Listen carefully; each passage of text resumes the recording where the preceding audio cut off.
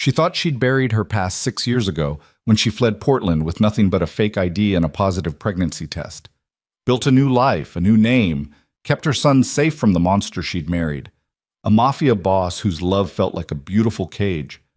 But the past doesn't stay buried when it drives a $250,000 Tesla. When Nikolai Varga stepped out of that car across from her son's school, staring at the boy like he'd found his missing heart, she knew her carefully invisible life was about to shatter, because the king of Portland's underworld had just discovered he was a father. If you're hooked, stay with me until the end of this story. Hit that like button and drop a comment with your city so I can see how far this tale travels. The rain came down in sheets, turning Powell Boulevard into a river of brake lights and exhaust fumes. Clare Donovan, though that wasn't the name on her birth certificate, gripped her son's hand tighter as they approached the wrought iron gates of Westmon Academy. Even after 3 months, the sight of this place made her stomach clench. Brick buildings that looked like they'd been airlifted from some New England campus. Manicured lawns that probably cost more to maintain than her entire yearly salary. Children in navy blazers who'd never known what it meant to choose between groceries and electricity. "Mom, you're squishing my fingers," Evan said, his voice muffled by the oversized hood of his rain jacket. She loosened her grip but didn't let go. "Sorry, baby. Just don't want you slipping." It was a lie. She never wanted to let go. Not here, not anywhere. Because every time she dropped him off at this school that she couldn't afford, that she shouldn't be able to afford, a cold finger of dread traced down her spine. The anonymous scholarship that had appeared in her mailbox 6 months ago had felt like a miracle. Now it felt like a trap she'd walked into with her eyes wide open. The morning bell hadn't rung yet. Parents clustered under umbrellas, trading gossip about charity galas and vacation homes. Claire kept her head down, aiming for invisibility. It was a skill she'd perfected over 6 years. Don't stand out. Don't make friends. Don't leave a trail anyone could follow back to who you used to be. "There's Mason!" Evan pulled toward a cluster of boys near the flagpole. "Can I go?" She wanted to say no, wanted to bundle him back into their 15-year-old Honda and drive until Portland was a memory in the rearview mirror. But she'd promised herself she wouldn't let her paranoia steal his childhood the way fear had stolen hers. "Stay where I can see you," she said, releasing his hand. He took off at a run, his backpack bouncing against his narrow shoulders. She watched him crash into the group with the fearless enthusiasm of a 6-year-old who didn't yet understand that the world could be cruel. That people could smile while planning your destruction. That love could be the most dangerous cage of all. A black Tesla Model S glided to a stop across the street. Claire's heart stopped. The car sat there, engine purring, windows tinted dark enough to hide whoever sat inside. Rain hammered against its sleek hood. It was just a car. Portland had thousands of them. Wealthy tech workers and venture capitalists who'd priced out everyone who'd actually built this city. There was no reason for the hair on the back of her neck to stand up. No reason for her hands to start shaking. The driver's door opened, time fractured into before and after. He unfolded from the car with the same controlled grace she remembered from a lifetime ago. Taller than memory suggested, though that might have been the perfectly tailored charcoal suit that made him look like he'd stepped out of a boardroom war council. Dark hair, longer than he used to wear it, swept back from a face that could have been carved from marble by an artist obsessed with sharp edges and brutal beauty. 6 years should have softened him, should have added lines or weight or some sign that time had passed. Nikolai Varga looked like time had given up trying to touch him. He stood beside his car, rain darkening his shoulders, and stared directly at Evan. Not at her, at their son. The world tilted sideways. Claire's vision tunneled, black spots dancing at the edges. She couldn't breathe, couldn't think, could only watch as Nico's expression shifted through shock, recognition, and something that looked devastatingly like grief. He'd found them. After 6 years of running, of hiding, of building a life from lies and forged documents, Nikolai Varga had found his son. Their eyes met across the rain-slicked street. His face went absolutely still, the expression she remembered from board meetings and business negotiations, when he was calculating odds and planning 3 moves ahead. She saw the moment he made his decision, saw it in the slight straightening of his shoulders, the way his hands relaxed at his sides. He wasn't going to make a scene. Not here. not in front of witnesses and security cameras. That somehow made it worse. He raised one hand, not a wave, not a threat, just an acknowledgement that she'd been seen, found, caught. Then he slid back into the Tesla and drove away, disappearing into Portland's morning traffic like a ghost that had decided to postpone its haunting. Claire's legs gave out. She caught herself against the wet iron fence, rain soaking through her jacket as she fought to pull air into her locked chest. Around her, parents continued their mundane conversations, oblivious to the fact that her entire world had just imploded. "Mrs. Donovan, are you all right?" She looked up into the concerned face of Miss Patterson, Evan's homeroom teacher. Young, earnest, the kind of person who'd gone into education because she genuinely wanted to help children. The kind of person who had no idea that monsters wore expensive suits and drove electric cars. "I'm fine." Claire forced herself upright, manufactured a smile. "Just felt dizzy for a second. Low blood sugar." "You should sit down. I can have someone bring you at—" "Really? I'm okay." She glanced toward Evan, still laughing with his friends, untouched by the apocalypse that had just arrived. "I need to get to work anyway." She made herself walk to her car, made herself not run, not look over her shoulder, not grab Evan and disappear into the rain. Because running now wouldn't help. If Nico had found them, he'd been planning this, watching, waiting for the right moment. The question was what he planned to do about it. Her phone buzzed as she started the Honda's reluctant engine. Unknown number, Portland area code. Her finger hovered over the decline button. Then, with the fatalistic certainty of someone who knew the trap had already closed, she answered. "Claire." His voice hadn't changed. Still that low, controlled tone that could discuss violence or poetry with the same measured calm. Or should I say Anna Petrov? Or maybe Catherine Wells? You've used so many names. She closed her eyes. "How long have you known?" "About Evan?" 3 months. A pause.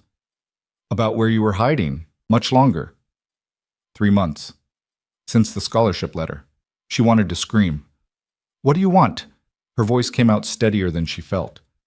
30 minutes of your time. There's a coffee shop 2 blocks from your apartment, Morrison Street. I'll be waiting." "And if I don't come?" "Then I'll pick Evan up from school myself this afternoon." No threat in his tone, just simple fact. "I have paperwork ready to file for emergency custody, DNA test results, evidence that you've been using forged identity documents, proof that you've denied a father access to his son for 6 years. Her hands tightened on the steering wheel. "You bastard!" 30 minutes, Claire. That's all I'm asking." His voice softened just slightly. "Please." The line went dead. She sat in her car, rain drumming on the roof, and faced the truth she'd been running from. She'd always known this day would come, had spent 6 years preparing for it, planning for it, dreading it. Every time Evan smiled, she saw Nikolai's face. Every time her son showed that stubborn determination, that quiet intensity when he focused on something, she was reminded of the man she'd loved and feared in equal measure. The man she'd run from in the middle of the night, stealing nothing but her freedom and the secret growing in her belly. She started the car and drove toward Morrison Street, not because he'd threatened her, not because she was afraid, though she was, God help her, she was terrified, but because she'd learned something in 6 years of living on the edge. Running only worked until it didn't. And when running failed, you had to face what was chasing you. The coffee shop was exactly the kind of place Nico would choose. Small, quiet, expensive without being ostentatious. Floor-to-ceiling windows that let him see anyone approaching. Corner table that put his back to the wall and gave him a clear view of both exits. He'd already ordered. 2 cappuccinos sat on the table, one in front of his seat, one across from him. Hers was made exactly the way she used to take it. Extra foam, cinnamon, no sugar. He remembered. "You cut your hair," he said, as she slid into the chair across from him. Not an accusation, just an observation. She'd done more than that. Dyed it from black to honey brown, lost the dramatic makeup she used to wear, traded designer clothes for thrift store finds, and the kind of neutral, forgettable style that helped her blend into crowds. She'd erased the woman he married and built someone new from the ashes. But sitting across from him now, she felt like Anna Petrov again, 23 years old and stupid in love with a man who made her feel alive and terrified in the same breath. "You look good," she said, because she didn't know what else to say. You look exhausted. He leaned back, studying her with those dark eyes that never missed anything. How long have you been working 2 jobs? Her stomach dropped. You had me investigated. The moment I found you, which was 4 months ago, if we're keeping score. He took a sip of his cappuccino. Legal consultant by day, bartender 3 nights a week. Studio apartment in a building that should have been condemned years ago. You're barely making rent, even with the scholarship covering Evan's tuition. Stop, her voice shook. Stop saying his name like you know him, like you have any right. He's my son. You don't get to just... She cut herself off, aware of the other patrons, the barista watching them with interest. Lowered her voice to a hiss. You don't get to show up after 6 years and claim him like he's a piece of property you misplaced. Is that what you think I'm doing? I don't know what you're doing. That's the problem. She wrapped her hands around the cappuccino, seeking its warmth. You were never supposed to find us. Then you shouldn't have enrolled him in one of the most prestigious private schools in Portland under a name that a basic background check flagged as suspicious. He set down his cup with careful precision. Did you really think I wouldn't have alerts set up? That I stopped looking? I thought... She stopped. What had she thought? That he'd forget? Move on? Find someone else to obsess over? I thought you'd be too angry to care. Something flickered across his face. Pain, maybe, or regret. I was never angry, Claire. I was devastated. The word hit her like a physical blow. She'd expected rage, threats, the cold, calculated violence she'd witnessed in their final months together. Not this quiet confession that made her remember why she'd fallen in love with him in the first place. You can't rewrite history, she said. I left for a reason. I know. He reached into his jacket, slowly, letting her see every movement, and pulled out a manila envelope. Set it on the table between them. I'm not here to drag you back into the past. I'm here to discuss the future. She stared at the envelope like it might explode.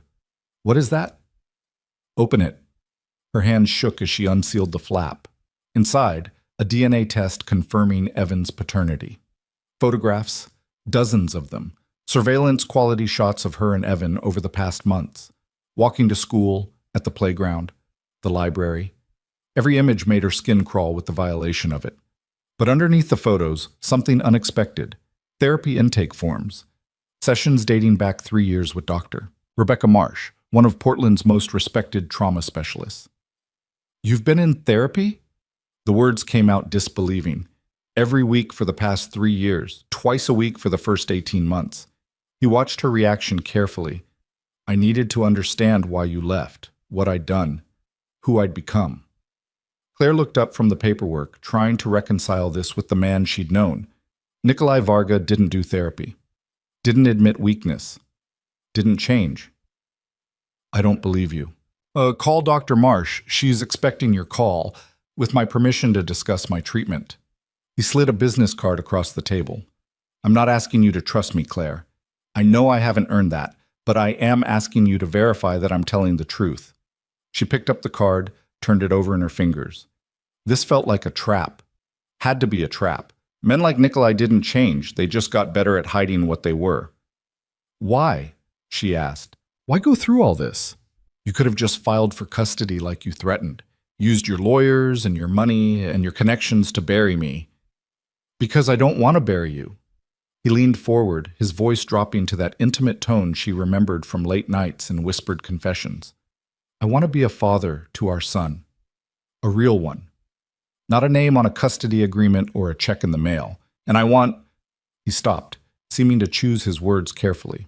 I want the chance to prove that the man you ran from isn't the man I am now. Her heart hammered against her ribs. This was worse than threats. Worse than legal intimidation. Because part of her, the part that had loved him enough to marry him, to ignore the red flags and the warning signs, wanted to believe him. What exactly are you proposing? He pulled out another document. This one was stapled, official looking, a contract. 4 months, he said. Trial cohabitation in a neutral space. Not my penthouse. I know that would feel like a cage. I've leased a house in the West Hills. 4 bedrooms, yard for Evan, separate spaces for privacy. You and Evan move in. We establish routines, family dinners, shared parenting. I get to know my son, and he gets to know me. You're insane. I'm desperate. The raw honesty in his voice stopped her. I've missed 6 years, Claire. First steps, first words, every milestone, every nightmare, every moment of joy. I wasn't there. I can't get that back. But I can be there for what comes next, if you let me. She scanned the contract looking for the trap. There had to be a trap. Weekly family therapy sessions, she read aloud. Individual therapy for both of us. Gradual introduction. Evan meets you as mom's friend first. No discussion of our past relationship or your business activities. My legitimate business activities, he corrected. I'm out of the family business. Sold my interest 2 years ago. I run a tech investment firm now. Clean money, legal contracts, boring board meetings. She looked up sharply. You left the Varga organization? I burned it to the ground. Something cold flickered in his eyes. After you left, I realized you were right about everything, so I dismantled it, turned evidence over to the FBI, watched my uncle and 3 cousins go to prison, started over. The room spun. The Nikolai she'd known would have died before betraying his family. The organization had been everything to him: legacy, identity, power. You're lying. Google me. He pulled out his phone, set it on the table. It made national news. Portland crime family crumbles after heir turns informant. I was in witness protection for 18 months. The only reason I'm using my real name now is because everyone who wanted me dead is either in prison or no longer a threat. She did search his name, found the articles immediately. Federal raids, indictments. A grainy photo of Nikolai in a suit leaving a courthouse surrounded by federal agents. The dates lined up. 3 years ago, right around the time he'd started therapy. Why? Her voice came out barely above a whisper. Why would you destroy everything? Because you left me a note. He said it so simply. 8 words. I can't raise a child in your darkness. I read that note every day for a month, and then I started making calls. Tears burned her eyes. She'd written that note in a hotel room at 2 a.m., hands shaking, morning sickness making her dizzy. Had agonized over every word. Never thought he'd actually read it, never imagined it would matter. I didn't know I was pregnant when I wrote that, she admitted. I found out 2 days later. His jaw tightened. Would you have told me, if you'd known? I don't know. Honest, at least. I wanted to. God, Nico, I wanted to so badly, but I was terrified of what you'd become, what our child would think was normal. And now? She looked at the contract again, at the therapy schedules and the carefully outlined boundaries, at the section that outlined her rights, maintained legal custody, veto power over major decisions, ability to terminate the arrangement at any time. This is really just about getting to know Evan? And you? He met her eyes. I'm not going to pretend I don't still have feelings for you, Claire. But I'm also not stupid enough to think we can pick up where we left off. Too much has happened, too much damage. But maybe, if we're both willing to do the work, we can build something new, as parents, as partners in raising our son. And if something more develops naturally, he trailed off. That's what the therapy is for, to make sure we're doing this right. She wanted to say no, wanted to grab Evan and run again, but she was so tired of running, tired of looking over her shoulder, tired of lying to her son about why he didn't have a father. And despite everything, despite 6 years of deliberate distance, she could see the changes in Nikolai. The way he held himself differently, still controlled but less coiled. The openness in his expression that used to be shuttered behind cold calculation. The fact that he'd brought a contract instead of a threat. I need to talk to a lawyer, she said. Go over this contract independently. I'd be disappointed if you didn't. He slid another card across the table. Marissa Chen, family law specialist. I've already paid her retainer. She'll review the contract with you, explain your rights, and advise you on any changes you want to make. You paid my lawyer? I want this to be fair, Claire. I want you to feel protected. If that means hiring someone whose job is to advocate against my interests, so be it. She studied him across the table. This man who'd been her husband and her nightmare and now claimed to be something else entirely, something better. I'll read the contract, she said finally. Meet with the lawyer. Think about it. That's all I'm asking. She stood to leave, then paused. Nico, if I agree to this, if we do this trial period, what happens at the end of 4 months? His expression softened. Then we sit down with Dr. Marsh and decide what's best for Evan. Maybe we continue living together. Maybe we establish a custody arrangement. Maybe you decide you want nothing to do with me and we work out visitation. But whatever we choose, it's a choice we make together as parents. No courts, no lawyers, no forcing anyone into anything they don't want. And if I say no right now, if I take Evan and disappear again? The warmth left his face. Not anger, something sadder. Then I file for custody and we let judges decide what our son's life looks like. I don't want that, Claire. I think it would be traumatic for Evan and devastating for both of us. But I'm not going to pretend I'll just walk away. I found my son. I'm not losing him again. At least he was honest. She left the coffee shop and sat in her car for 20 minutes, staring at the contract without really seeing it. Her phone buzzed. A text from Westmon Academy's automated system confirming Evan's attendance, safe at school, learning long division and state capitals, completely unaware that his entire world was about to change, if she let it. Claire started the car and drove to her day job, a small legal consulting firm that paid her under the table and didn't ask too many questions about her credentials. She was good at her job, had a degree from Columbia, even if it had a different name on it now. But she'd never been able to work at a prestigious firm, never been able to build the career she'd once dreamed of, because legitimate jobs required legitimate backgrounds. Her boss, Marcus, looked up as she entered. "You look like hell." "Thanks, Marcus. Always know how to make a girl feel special." "Seriously, Claire. What's wrong?" She wanted to tell him. Marcus was the closest thing she had to a friend in this city. A 50-year-old former public defender who'd burned out and started his own practice handling small cases for people the system forgot. But how could she explain that her ex-husband had found her, that he knew about Evan, that he was offering her a chance at the life she'd always wanted and she was terrified to take it? "Just a rough morning," she said instead. "I'll be fine." She wasn't fine. She worked through lunch, through the afternoon, barely processing the case files in front of her. At 3 o'clock, she left to pick up Evan from school, half expecting to find Nico's Tesla waiting. But the street was clear. Just normal parents in normal cars living normal lives. Evan bounded out, backpack flying, talking a mile a minute about a science experiment involving vinegar and baking soda. She let his chatter wash over her, memorizing the sound of his voice, the way his eyes lit up when he was excited. Her son. Her entire world. The reason she'd run, the reason she'd hidden, the reason she got up every morning and kept fighting. The question was whether she was protecting him or hurting him by keeping him from his father. That night, after Evan was asleep, she read the contract. Read it 3 times, making notes, highlighting sections, looking for the trap that had to be there. But the terms were straightforward, generous even. She'd maintain primary legal custody. Nico would have no access to Evan without her present for the first month. She could terminate the agreement at any time with 2 weeks' notice. Financial support was outlined clearly. He'd cover housing, food, Evan's education, and a salary for her so she could quit her night job, but with no strings attached. If she left, the money for Evan's education continued. It was too good to be true, which meant it was probably a trap. But what if it wasn't? She called Marissa Chen the next morning. The lawyer was sharp, thorough, and refreshingly blunt. "I'll be honest with you, Ms. Donovan," Chen said. "This is the most favorable cohabitation agreement I've ever seen from a non-custodial parent's perspective.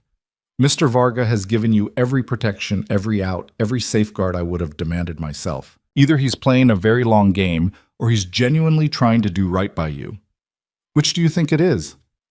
"I think," Chen paused, "I think he's a man who's lost a lot and is trying very hard not to lose anything else. That doesn't mean you should trust him, but it might mean you should give him a chance to earn that trust." Claire spent the next week investigating, called Dr. Marsh, who confirmed Nico's therapy sessions, 3 years of intensive work on anger management, trauma processing, and relationship patterns. Googled the federal case against the Varga organization, reading through court documents and news articles until her eyes burned. Talked to a private investigator who confirmed that Nikolai Varga was now exactly what he claimed, a legitimate businessman with no active criminal connections. He'd really done it, blown up his entire world, started over. For her? For Evan? For himself. Maybe it didn't matter why. Maybe what mattered was that he'd changed, or at least he was trying to. On Friday evening, a week after that first coffee shop meeting, she called him. "I talked to the lawyer," she said when he answered. "And?" She took a deep breath. "I want to meet the house, see where we'd be living, and I want to establish some ground rules beyond what's in the contract. Name them. Evan doesn't meet you as his father until doctor." Marsh agrees he's ready for that conversation. "We start slow. Your mom's friend who's helping us out, nothing more." "Agreed. No gifts, no trying to buy his affection, and no discussions about your past or my reasons for leaving anywhere he might overhear." "Of course." "And Nico?" Her voice hardened.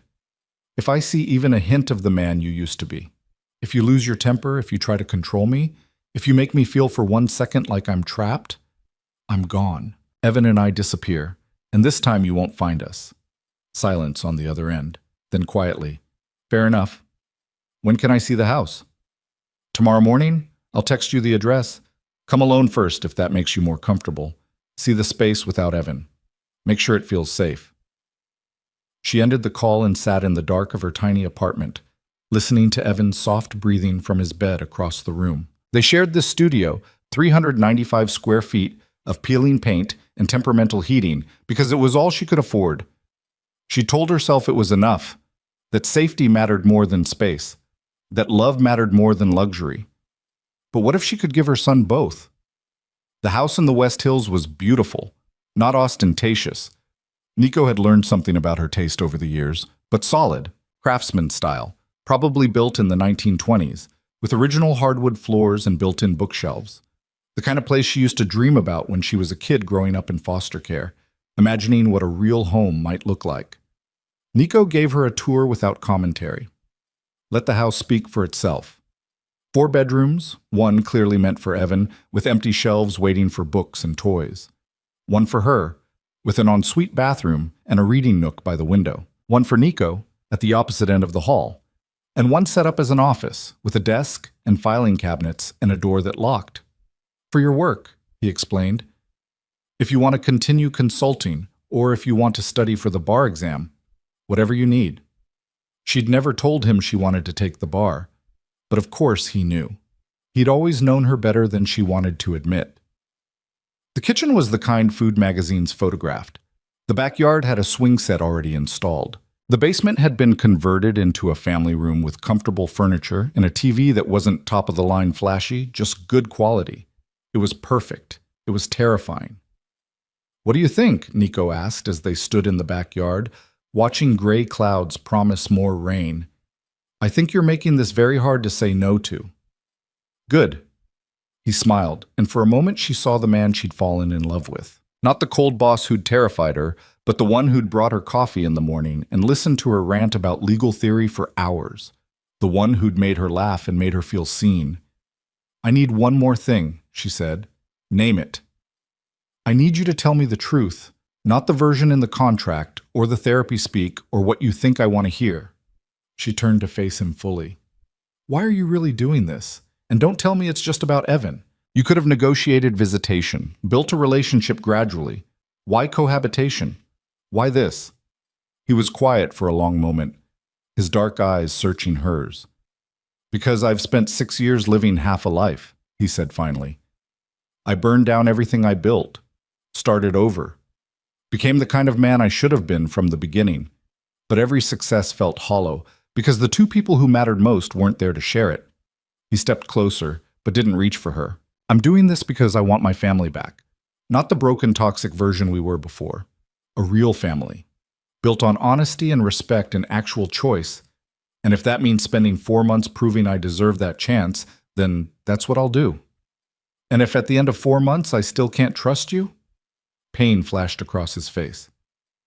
"Then I'll spend the rest of my life earning it through the best co-parenting arrangement we can build. Because walking away isn't an option anymore, Claire. Not when I know my son exists, not when I know what I lost." She should have been afraid of that intensity. should have recognized it as the obsession that had driven her away.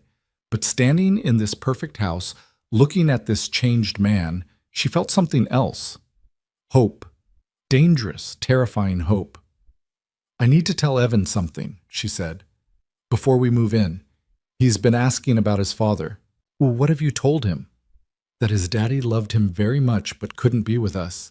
That it wasn't Evan's fault." She blinked back tears.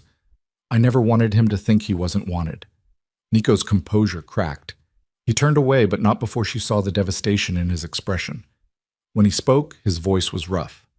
"Can I ask you something? Just one thing, and then I'll never bring it up again." "Okay. When you found out you were pregnant, before you decided I was too dangerous to tell, was there a moment when you were happy, when you thought about us raising him together?" The question broke something open in her chest. "Yes." "How long? How long did you let yourself imagine that future before fear took over?" She remembered standing in that hotel bathroom, staring at 2 pink lines and feeling joy so overwhelming it made her dizzy. Remembered calling Nico's number 3 times before hanging up, imagining his reaction. Imagining him as a father. 48 hours, she whispered. "I was happy for 48 hours. And then I remembered the blood on your shirt from the Kozlov negotiation, the gun in your desk drawer, the way you looked at me sometimes like I was a possession you'd acquired. And I knew I couldn't do it." He nodded slowly, still not facing her.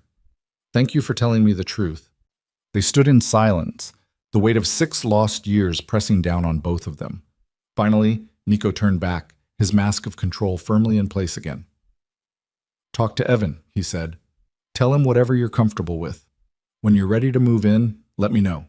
I'll have movers handle everything. You won't have to lift a finger." Claire left the house and drove back to her apartment, her mind spinning. That night she sat Evan down after dinner. "Baby, I need to talk to you about something important." He looked up from his coloring book, his dark eyes, Nico's eyes, solemn. "Are we in trouble?" "No, sweetheart, nothing like that." She took his small hands in hers. "Remember how you've been asking about your daddy?" His whole face lit up. "Did you find him? Is he coming to visit?" "Not exactly, but I did find him, and he wants to meet you. He's been looking for us for a long time." "Why didn't he find us before?" "How did you explain this to a 6-year-old? How did you balance truth and protection?" "It's complicated, baby. Sometimes grown-ups make mistakes. I made some choices that kept us apart, and I thought I was protecting you, but..." She swallowed hard. "Your daddy is a good man who made some bad choices before you were born. And he's worked very hard to be better, to be the kind of daddy you deserve. Is he nice?" "He can be very nice, but we need to get to know him slowly, okay? We're going to move to a new house where we'll all live together for a little while. You'll get your own room and a backyard to play in." Evan's eyes went wide. "A real house with a yard?" "A real house. And your daddy, well, we're going to call him Nico for now. He'll be there too. But I need you to promise me something." "What?" "If anything ever makes you uncomfortable, if you're scared or confused or you don't like something, you tell me right away. No matter what. Can you promise me that?" He nodded seriously. "I promise, Mommy." She pulled him into her arms, breathing in the scent of his strawberry shampoo, and prayed she was making the right choice. 2 weeks later, on a Saturday morning that dawned clear and bright, rare for Portland in November, they moved into the house on the West Hills. Evan ran through the rooms with unbridled joy, claiming his bedroom, marveling at the swing set, already making plans for where his toys would go. Nikolai arrived at noon, holding a single grocery bag. "Just lunch supplies," he said when Claire raised an eyebrow. "I thought we could make sandwiches together, if that's okay." He looked nervous. Nikolai Varga, who used to stare down armed men without flinching, looked genuinely nervous about making lunch with a 6-year-old. "Evan," she called, "come meet Nico." Her son barreled into the kitchen and stopped short, staring up at the tall man who stared back with barely contained emotion. "Hi," Evan said shyly. "Are you my mom's friend?" "I am." Nico crouched down to Evan's level, making himself smaller, less intimidating. "It's very nice to meet you, Evan. Your mom has told me a lot about you." "She says you're going to live here too." "That's right. Is that okay with you?" Evan considered this seriously. Do you like dinosaurs? A smile broke across Nico's face. Genuine, warm, transforming. I love dinosaurs. Do you have a favorite? Velociraptor. They're super smart and they hunt in packs. Clever choice. I always liked the T-Rex myself, but velociraptors are definitely cooler. Just like that, they were talking about dinosaurs and school and whether chocolate chip or oatmeal raisin cookies were better. Claire watched from the doorway as her past and her present collided, as the two people who mattered most in the world met for the first time. And despite every instinct screaming at her to grab Evan and run, despite the fear coiled in her chest, she felt something else rising alongside it. Hope that maybe, just maybe, they could build something good from the ruins of what they'd been. Hope that Nikolai really had changed. Hope that her son might finally get the father he deserved. It was the most terrifying thing she'd ever felt.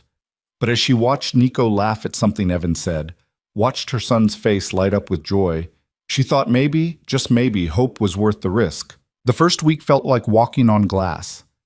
Every interaction was careful, measured, weighted with the unspoken history that hung between them like fog.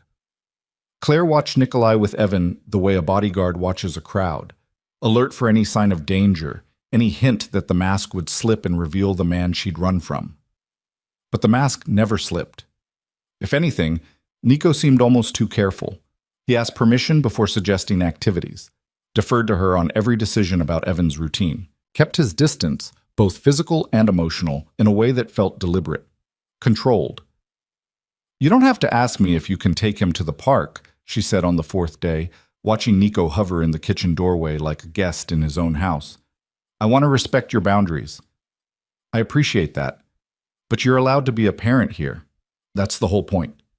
Something flickered in his eyes. Relief, maybe, or hope. Then, yes, I'd like to take Evan to the park. There's one 3 blocks away with a really good playground. Can I come? The words surprised her even as she said them. I'd like that. So the three of them walked to the park on a crisp November afternoon, Evan running ahead to chase falling leaves, and it felt almost normal, almost like a real family, doing real family things. Nico pushed Evan on the swings, his expensive watch catching the light as he sent their son soaring higher, and Claire felt something crack open in her chest. This was what she'd imagined during those 48 hours. This exact scene before fear had poisoned it. Higher! Evan shrieked with laughter. Push me higher! Any higher and you'll reach orbit, Nico called back, but he pushed harder anyway. Claire pulled out her phone and took a picture before she could stop herself. Captured the moment. Her son's joy, Nico's smile, the golden light filtering through bare branches. Evidence that this was real. That maybe they could actually do this. That night, Evan fell asleep almost as soon as his head hit the pillow, exhausted from running and playing. Claire tucked him in and found Nico in the kitchen, cleaning up from dinner.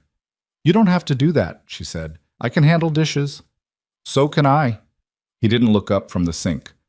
I'm not helpless, Claire. I've been living alone for years. She leaned against the counter, studying him. He changed into jeans and a simple t-shirt after work, and without the armor of his suits, he looked younger, more like the man she'd married. This is weird, she said. What is? This, us, playing house.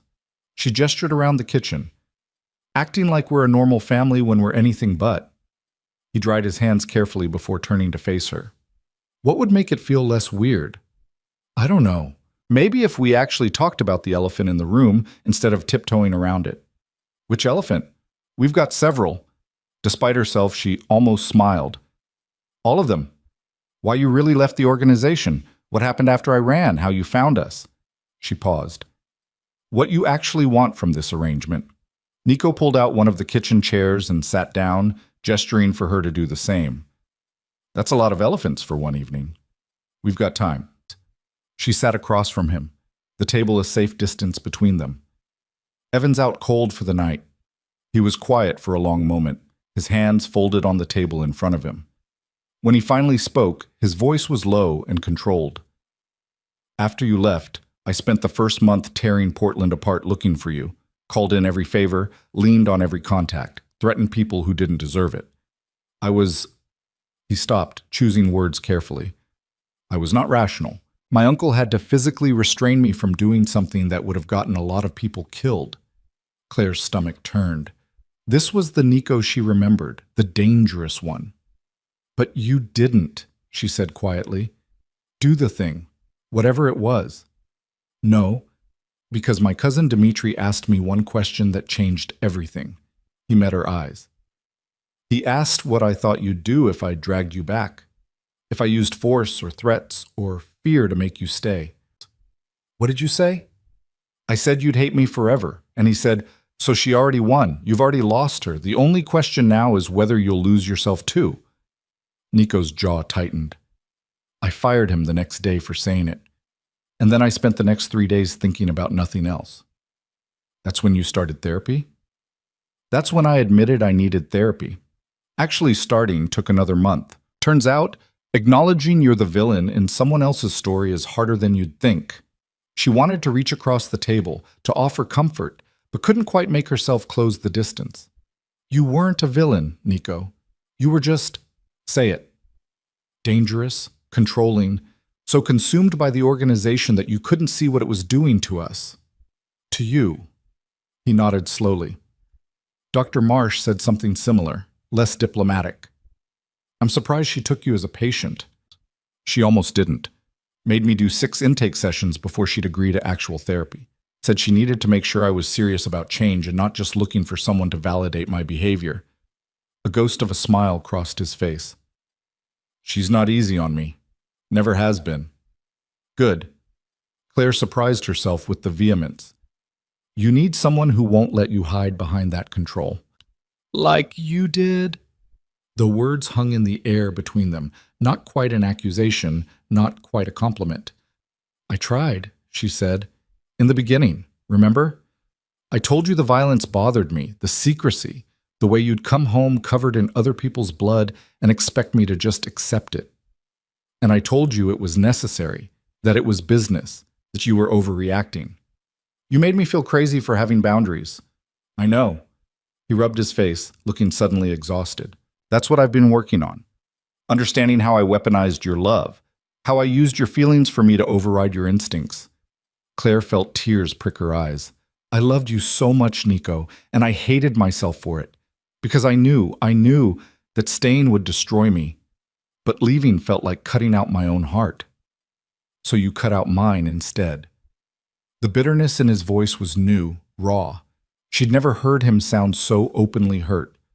That's not fair, she said. None of this is fair, Claire.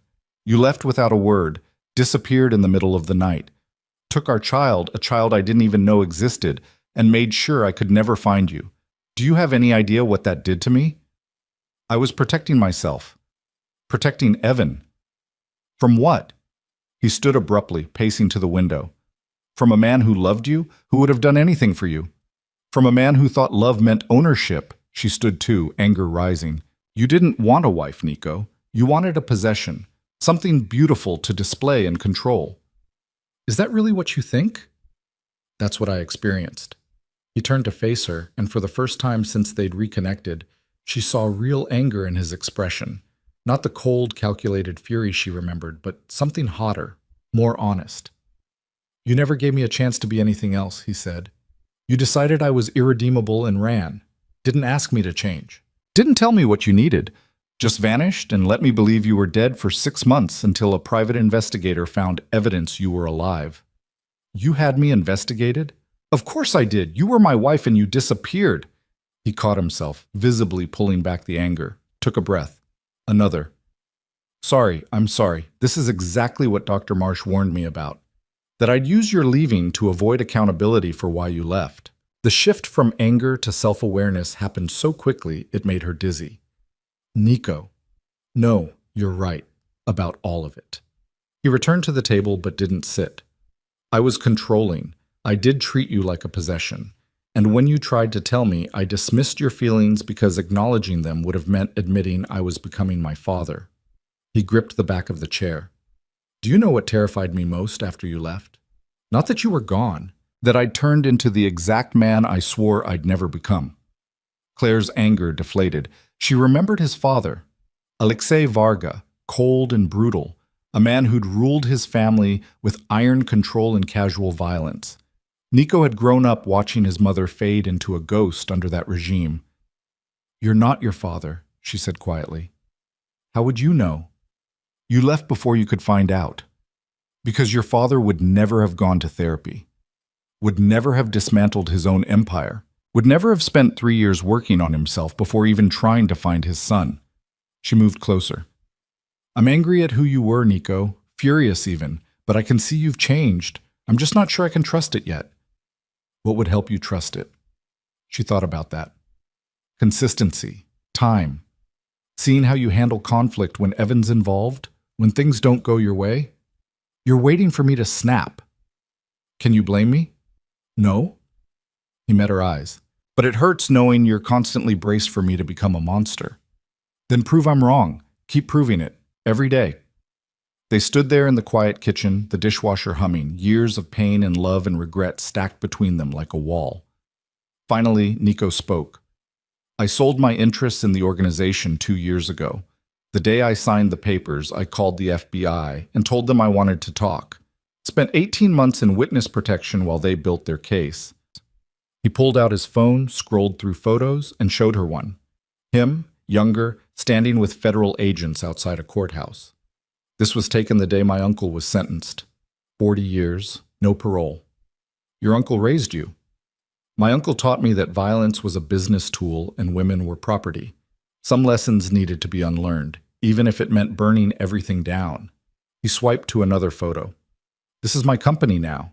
Legitimate tech investments, venture capital, board meetings that don't end with someone bleeding." She studied the photo.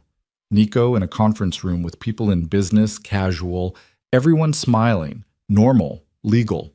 "Why tech?" she asked. "Because I'm good at reading people and predicting trends. Turns out those skills translate well when you're not using them for criminal enterprises." A wry smile. "Also, the profit margins are better and nobody tries to kill you." "Do you miss it, the organization?" He considered that. "I miss the certainty, knowing exactly who I was and what was expected. But I don't miss the person it made me. And I definitely don't miss looking over my shoulder constantly." "Is it really over? Your uncle's allies, the people who... most are in prison or dead. The few who aren't know I turned state's evidence. I'm poisoned to them now." He set down his phone. "I'm as safe as anyone can be in this world. Which is why I'm not putting Evan in danger by being part of his life. I wouldn't have approached you if there was any real threat." She wanted to believe him. God, she wanted to believe this was real, that they could actually do this. "Our first therapy session is Tuesday," she said, instead of voicing any of that. "I know, Dr. Marsh sent the appointment confirmation." "Are you nervous?" "Terrified." He said it so plainly. "She's going to make us talk about everything. And you're going to hear things about how I felt, about what I went through, and I'm afraid it'll make you hate me more." "I don't hate you, Nico." "Then what do you feel?" She wrapped her arms around herself. "Confused, angry, hopeful, terrified, all of it at once. Every time I look at you, I see 3 different people. The man I fell in love with, the man I ran from, and whoever you are now. And Evan? What does he see?"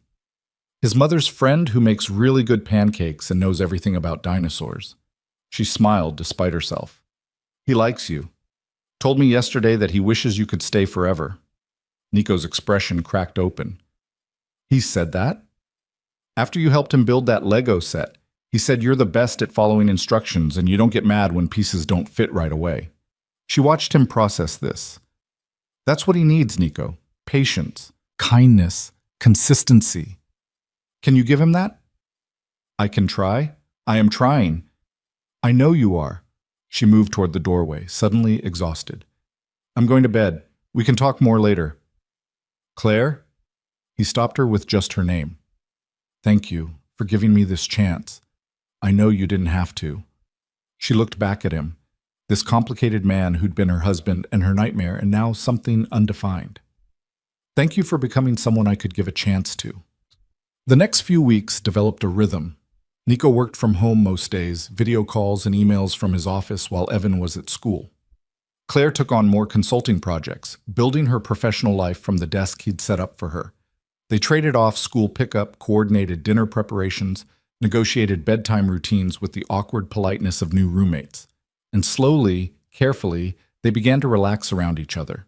She started to notice little things. How Nico always made sure her coffee was ready before she woke up. How he'd take Evan to the park when she had deadline stress written all over her face. How he never once raised his voice, even when Evan threw a spectacular tantrum about eating vegetables. "You don't have to like broccoli," Nico said calmly, while their 6-year-old screamed that green food was poison. "But you do have to try 3 bites. That's the rule." "I hate rules." "Rules aren't about hate or love. They're about taking care of your body." He pushed the plate slightly closer. 3 bites. Then you can have dessert." Evan glared at him with all the fury a first grader could muster. Then, with dramatic suffering, ate 3 tiny bites of broccoli. "There. Are you happy now?" "I'm proud of you," Nico said, and Claire watched her son's expression shift from anger to surprise to pleasure. Later, after Evan was in bed, she found Nico in the living room reviewing documents. "That was impressive," she said. "The broccoli negotiation?" "The way you didn't engage with the tantrum, just held the boundary calmly."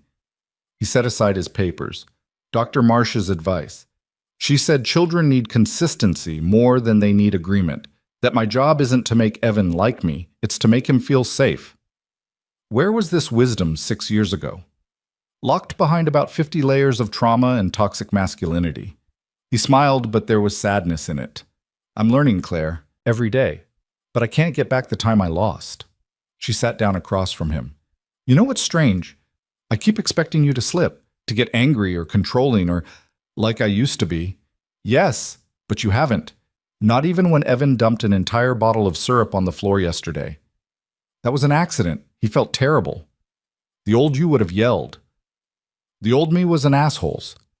He said it without hesitation. "The old me thought control meant strength. Took me years to understand that real strength is staying calm when everything's chaos." "Who taught you that?" "Dr. Marsh, my sponsor. Couple of parenting books." He paused. "You. That note you left. I must have read it 1,000 times." She remembered writing those words in shaky handwriting, tears blurring her vision. "I can't raise a child in your darkness." "I bought a notebook," Nico continued, started writing responses to that note. Things I wished I could say to you. Apologies. Justifications. Promises. Wrote in it every day for a year. Do you still have it?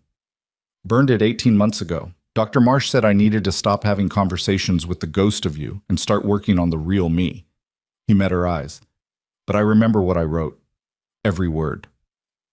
The Tuesday therapy session arrived too quickly. Dr. Rebecca Marsh's office was exactly what Claire expected. Comfortable chairs, soft lighting, shelves filled with psychology texts and tasteful art. The woman herself was in her 50s, gray-haired and sharp-eyed, with the kind of presence that made you want to either confess everything or run. "Claire, thank you for coming." Dr. Marsh shook her hand firmly. "Nico's told me a lot about you. Should I be worried? Only if you don't like being described as brilliant, stubborn, and the only person who ever made him want to be better." She gestured to the chairs. "Please sit. We have a lot to discuss." The first session was brutal. Doctor. Marsh didn't let either of them hide behind politeness or therapy speak. She pushed, questioned, forced them to articulate feelings they'd buried under layers of self-protection. "Nico, why did you really want Claire to move in with you?" Dr. Marsh asked. "To build a relationship with my son." "That's what you told Claire. I'm asking what you told yourself at 3 a.m. when you couldn't sleep." He was quiet for a long moment. Then, "Because I wanted my family back, not just Evan, Claire too." "And Claire, why did you agree?" "For Evan, to give him a chance to know his father." "That's very noble. It's also incomplete." Dr. Marsh's gaze was unflinching. "What else?" Claire felt exposed, vulnerable. "Because part of me never stopped loving him, and I hated myself for it." The admission hung in the air, Nico's sharp intake of breath, Dr. Marsh's satisfied nod. "Good," the therapist said. "Now we can start doing actual work." They spent the next hour excavating the relationship. What had been good, what had been toxic, what patterns they'd each brought from their own childhoods. Claire talked about growing up in foster care, never feeling like she belonged anywhere, how Nico's intensity had felt like finally being chosen, being wanted, until it had felt like being owned. Nico talked about his father's violence, his mother's silent suffering, how he'd learned that love meant possession and protection meant control. How marrying Claire had been his attempt to build something different, and how spectacularly he'd failed. The night before she left, Nico said, voice rough, we had a fight. I can't even remember what it was about. Something small. But I remember grabbing her wrist to keep her from walking away. Not hard. Didn't leave a mark. But I saw her face and I saw... He stopped. What did you see? Dr. Marsh prompted gently. Fear. She was afraid of me. And instead of letting go, instead of apologizing, I told her she was overreacting. He looked at Claire. That was the moment you decided to leave, wasn't it? She nodded, tears streaming down her face. I saw your father in that moment, and I knew if I stayed, one day Evan would see it too. I'm sorry. His voice broke. God, Claire, I'm so sorry. Sorry doesn't erase what happened. I know, but it's where I have to start. Dr. Marsh let them sit with that for a moment before speaking. Here's what I need you both to understand. You're not those people anymore. Nico's done significant work to change his patterns. Claire, you've built strength and independence. But those old wounds don't disappear just because you've grown. They'll get triggered. You'll have hard moments. What do we do when that happens? Claire asked. You talk. You take breaks. You remember that you're choosing this every day, and you can choose to stop if it becomes unhealthy. She looked at each of them. This trial period isn't about fixing the past. It's about deciding if you can build a healthy future. Together or apart, but healthy. They left the session emotionally wrung out, drove home in silence. Claire kept glancing at Nico, seeing the tightness around his eyes, the way his hands gripped the steering wheel. That was hard, she said finally. Yeah. You okay? I don't know. He pulled into the driveway, killed the engine. Hearing you say you were afraid of me, I knew it intellectually, but hearing the words, I'm not afraid of you now. He turned to look at her. Aren't you? She thought about that, really thought. No, I'm afraid of who you were, afraid of trusting this version of you and being wrong. But I'm not afraid you'll hurt me, not physically. What about emotionally? That's a different fear. She unbuckled her seatbelt but didn't get out. I'm afraid of falling for you again, of letting my guard down and discovering this is all temporary. It's not temporary, Claire. This is who I am now. People can relapse, fall back into old patterns. They can. He reached out slowly, giving her time to pull away, and took her hand. That's why I go to therapy every week. Why I have a sponsor I call when I feel myself slipping into old behaviors. Why I'm asking you to watch for red flags and call me on them. His hand was warm, familiar.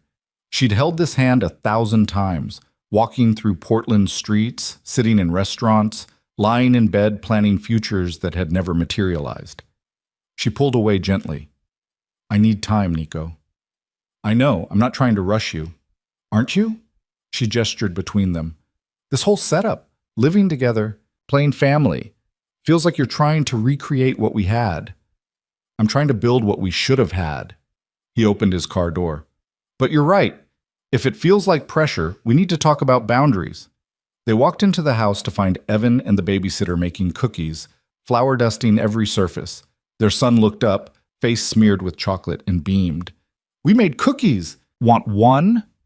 And just like that, the heavy conversation evaporated into the simple joy of a 6-year-old proud of his baking. They ate warm cookies, helped clean the kitchen, gave Evan his bath together, navigating the logistics of pajamas and toothbrushing with the awkward coordination of new partners. Story time, Evan demanded, running to his room. Your turn, Claire told Nico. I did last night. She watched from the doorway as Nico sat on the edge of Evan's bed, book in hand. Her son curled against him with easy trust, and something in her chest twisted painfully. This was what she'd wanted, what she'd imagined during those 48 hours of hope. Where the Wild Things Are, Evan announced. It's my favorite. Good choice, Nico said, and began to read. His voice was soft, expressive, bringing the story to life. Evan's eyes grew heavy, lulled by the familiar words and the warmth of connection. By the time Max returned home to dinner still hot, their son was asleep. Nico carefully extracted himself, pulled the blanket up, and stood looking down at Evan with an expression of such raw love it made Claire's breath catch. "He's perfect," Nico whispered. "He is." They stood together in the doorway, watching their son sleep, and for just a moment Claire let herself feel it. Not fear, not doubt. Hope. Dangerous, terrifying, fragile hope that maybe they could actually make this work. The hope lasted exactly 3 weeks. 3 weeks of careful progress. Of family dinners where Evan chattered about his day, while Nico listened with focused attention. Of therapy sessions that peeled back layers of old hurt and tentatively built new understanding. Of moments when Claire caught herself laughing at something Nico said and forgot to feel guilty about it. 3 weeks of almost believing this could work. Then Vulkoff called. Claire was in her office, reviewing a contract for a client, when she heard Nico's phone ring in the kitchen. Heard his voice change from warm to cold in the space of a single word. She told herself not to eavesdrop, told herself to respect his privacy. But something in his tone made her pause, document forgotten, listening. "I made myself very clear 2 years ago, Luca." Nico's voice was barely above a whisper, but it carried the kind of deadly calm she remembered from his old life. "We have no business. We have no relationship. If you're calling because you think—" A pause. She couldn't hear the other end of the conversation, but she watched Nico's shoulders go rigid. "Stay away from my family. Not a request, a threat. I'm not the man I was, but I remember how to handle people who make threats they can't back up." He ended the call and stood there, phone gripped so tightly his knuckles went white. Claire watched him take a breath. Another. Saw him physically force his shoulders down, his hands to relax. She should have announced herself, should have walked away and given him space to process whatever had just happened. Instead, she stepped into the kitchen. "Who's Luka Vulkoff?" Nico spun around, and for just a second, less than a heartbeat, she saw it. The flash of rage. The predatory calculation. The man he used to be, looking out through his eyes. Then it was gone, shuttered behind control so tight it looked painful. "You were listening. I heard you threatening someone." She crossed her arms. "Who is he?" "Nobody. A ghost from the past trying to drag me back into it." "That's not an answer, Nico." He set down his phone with deliberate care. "Luka Vulkoff used to work for my uncle, mid-level enforcer with delusions of empire. When I turned state's evidence, he was out of the country, avoided prosecution. He's been trying to rebuild what's left of the organization. And he called you because? Because he's an idiot who thinks I might be interested in partnering." Nico's laugh was bitter. "He doesn't understand that some bridges don't just get burned, they get napalmed." Claire studied his face, looking for cracks in the facade. "What did he threaten you with?" "Nothing that matters." "Nico." "He made some vague comments about how exposed I am now, living in the open, having things I care about." His jaw tightened. Things he could hurt. Ice flooded her veins. He threatened Evan. He implied. There's a difference. The hell there is. She stepped closer, anger overriding caution. "If there's even a chance that man could come after our son—" "There isn't." Nico's voice cut through her rising panic. "Luka's all bluster. He doesn't have the resources or the intelligence to actually follow through on anything. He's a small-time operator pretending to be a kingpin." "You don't know that." "Yes, I do. I know exactly who Luka Vulkoff is and what he's capable of." Something dark flickered in his expression. "Which is why I also know he's not a real threat." "Then why did you threaten him back?" Nico was quiet for a long moment. "Because some people only understand violence, and I needed him to understand that choosing me as a target would be the last mistake he ever made." The words hung between them, and Claire felt 6 years of distance slam back into place. This was the man she had run from, the one who spoke about violence like it was a business tool, who calculated threats with cold precision. "You said you'd changed," she whispered. "I have." "Then why do you sound exactly like the man I left?" Pain flashed across his face. "Because that man still exists, Claire. I didn't erase him. I just learned to keep him in a box." He moved toward her slowly. "But when someone threatens my son, our son, that box gets harder to keep closed. So what? You're going to go back to being a mobster because some idiot made a phone call?" "No." He stopped a careful distance away. I'm going to make sure he understands the consequences of continuing this path.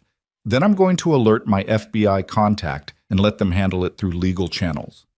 You have an FBI contact? Part of my cooperation agreement. I maintain a relationship with the agent who handled my case. He keeps me informed of any activity that might impact my safety. I keep him informed of contacts from my old life. Nico pulled out his phone. I'll call him right now if it makes you feel better. She wanted to say yes, wanted to watch him make the call and prove he was handling this the right way. But a different fear gnawed at her. What if it's not just Luca? What if there are others? There aren't. You can't know that for certain. I can know that everyone with the motivation and resources to come after me is either dead or in prison. He said it with absolute certainty. Luca is a lone wolf trying to howl loud enough to matter. He doesn't. Claire wanted to believe him, but that flash she'd seen in his eyes, that moment when the old Nikolai had looked out, had shaken something loose in her carefully constructed trust. I need some air, she said. Claire, just give me some space, please. She grabbed her jacket and walked out into the cold November afternoon. Walked without direction, trying to sort through the tangle of fear and anger and disappointment knotting in her chest. She'd known this could happen. Known that Nico's past might reach forward and grab them, but knowing intellectually and experiencing viscerally were different things. Her phone buzzed. A text from Nico. I called Agent Morrison. He's looking into Vulkoff's current activities. I'm also arranging for enhanced security at Evan's school, just as a precaution. She stared at the message. He was doing everything right, everything she should want him to do. So why did she feel like running? Another text. I'm sorry I scared you. That's the last thing I wanted. Her fingers hovered over the keyboard. Finally, she typed back, You didn't scare me. I scared myself by forgetting what your world used to be. The response came quickly. It's not my world anymore, but I understand if you need time to process this. She walked for another hour before heading back to the house. Found Nico in the living room, laptop open, but clearly not working. He looked up when she entered. Evan's still at Mason's house. Playdate runs until 5. I know. She sat down across from him. What did the FBI say? Agent Morrison is aware of Vulkoff's activities. He's small-time, like I said, trying to rebuild with people even more incompetent than he is. Nico closed his laptop. Morrison said he'll increase surveillance on Vulkoff's known associates. If there's any indication of a real threat, we'll know immediately. And the school security? I spoke with Westmon's head of security. They've been briefed on the situation. No one picks up Evan except you or me, and they'll call to confirm before releasing him to either of us. He paused. I also hired a private security firm to do irregular patrols of the neighborhood. You won't see them, but they'll be there. It should have felt like safety. Instead, it felt like the walls closing in. This is what I ran from, she said quietly. This constant vigilance, never knowing if today's the day something terrible happens. I know. Do you?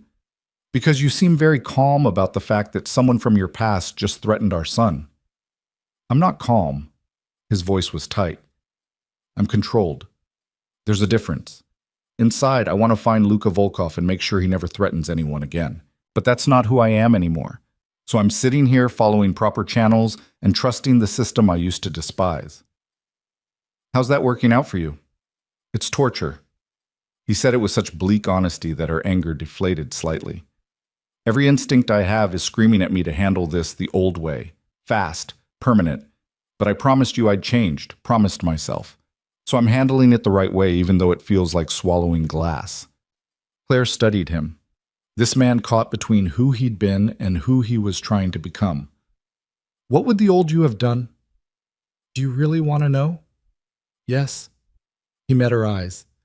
The old me would have tracked Vulkoff down within 24 hours. Would have made an example of him violent enough that anyone else considering a similar move would think twice. Would have protected my family through fear and force. His hands clenched. And I would have felt completely justified doing it. And now? Now I understand that protection through violence just creates more violence. That the example I need to set is for my son, not my enemies. That being a man Evan can respect is worth more than being a man people fear. She wanted to believe that. Wanted it so desperately it hurt. I need you to promise me something, she said. Anything. If this escalates, if Vulkoff becomes a real threat, you don't handle it alone. You talk to me. We make decisions together about how to protect Evan. I promise. And if you feel yourself slipping back into old patterns, you tell me. You don't hide it and hope I don't notice. I promise that too. He leaned forward. Claire, I know this is scary. Know it triggers every fear that made you leave, but I need you to trust that I'm not that man anymore. I'm trying. That's all I can ask. They sat in heavy silence until Evan came home, full of stories about the playdate and completely oblivious to the tension in the house. Claire manufactured enthusiasm, asked questions, helped him with homework while Nico made dinner. They moved through the evening routine with careful normalcy, both of them performing parenthood while fear hummed underneath. That night, after Evan was asleep, Claire stood in the doorway of her bedroom and realized she didn't want to be alone, didn't want to lie in the dark imagining threats. She found Nico in the living room, staring at his laptop but clearly not seeing it. Can we talk? She asked. Of course.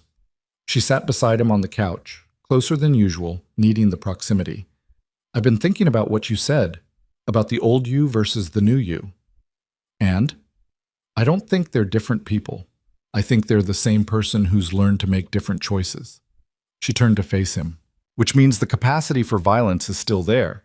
You've just chosen not to use it. Yes. That terrifies me. It should. He set aside the laptop. I'd be lying if I said the impulse was gone. It's not. But impulse and action are different things. Every day I wake up and choose not to be that man. Choose therapy over revenge. Choose legal solutions over violent ones. Choose to be someone Evan can be proud of.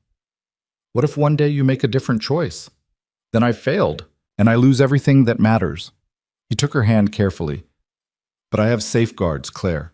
Dr. Marsh, my sponsor, Agent Morrison, people who know my history and watch for signs I'm backsliding. And now I have you, calling me on my bullshit, holding me accountable. She laced her fingers through his, feeling the warmth of his palm against hers. I don't want that responsibility. You already have it. You had it the day you wrote that note, the day you showed me what I was becoming. His voice softened. You saved my life, Claire, even if you don't want the credit for it. I just wanted to save myself. And in doing that, you saved me too. They sat like that, hands joined, while the house settled around them. Finally, Claire spoke. I'm not ready to forgive you for who you were. I'm not asking you to. But I'm trying to trust who you are now. That's enough, more than enough. She rested her head on his shoulder just for a moment, letting herself draw comfort from his presence. Felt him carefully put his arm around her, holding her loosely enough that she could pull away if she wanted. She didn't want to. The calm lasted 4 days. 4 days of heightened security that felt simultaneously reassuring and suffocating. Of FBI updates that said Vulkoff was being monitored but hadn't made any moves. Of family therapy where Dr. Marsh helped them process the fear and find strategies for managing it together. 4 days of Claire watching Nico carefully, looking for signs of the man he used to be. Then Westmon Academy called. Claire was in a meeting with a client when her phone rang. She almost didn't answer, but something made her glance at the caller ID. Westmon Academy, Evan's school. Her heart stopped. I have to take this, she told her client, stepping into the hallway. Hello? Ms. Donovan, this is Principal Hawthorne. The woman's voice was calm but serious. There's been an incident. Evan is safe, but we need you to come to the school immediately. What kind of incident? A man attempted to pick up Evan from the playground during recess. Our security team intervened before any contact was made, and the police have been called, but we need you here. The world tilted. I'm on my way.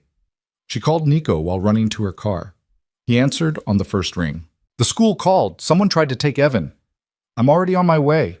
His voice was utterly calm, deadly calm. Stay on the line with me. She drove through Portland traffic with her heart hammering, Nico's voice in her ear talking her through the panic, telling her Evan was safe, that the school had protocols, that this was why they'd put security measures in place. This is Vulkoff, she said. You know it is. We don't know anything yet. but she could hear the rage underneath his control. Just get to the school. I'm 5 minutes out. The school's parking lot was full of police cars. Claire ran inside, found Principal Hawthorne in her office with Evan sitting on a chair looking small and scared. She grabbed her son, pulling him into her arms. "Baby, are you okay? Did anyone hurt you?"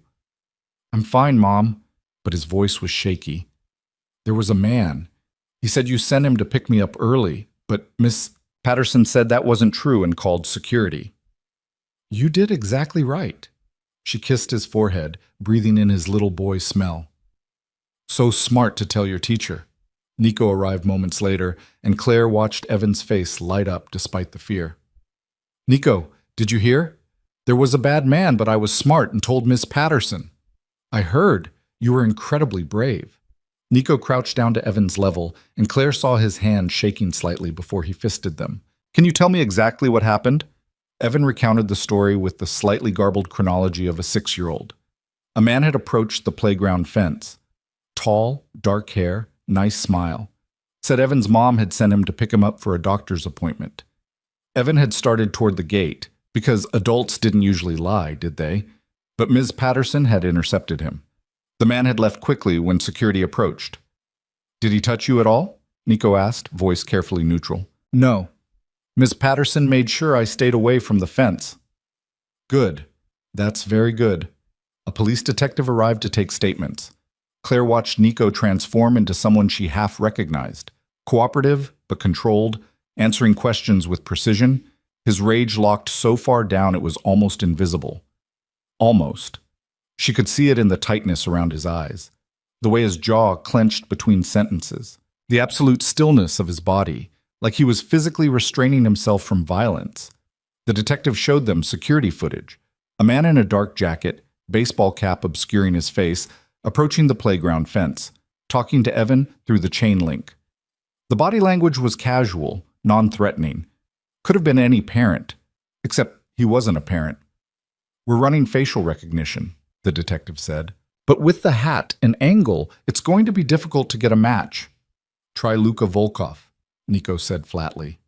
"Russian national, known associate of the Varga organization. He made threats against my family 4 days ago." The detective's expression sharpened. "You're the one who turned state's evidence." "Yes." "And you reported these threats to the FBI?" "Agent David Morrison. He's been monitoring Volkoff's activities." "I'll coordinate with Morrison's office." The detective made notes.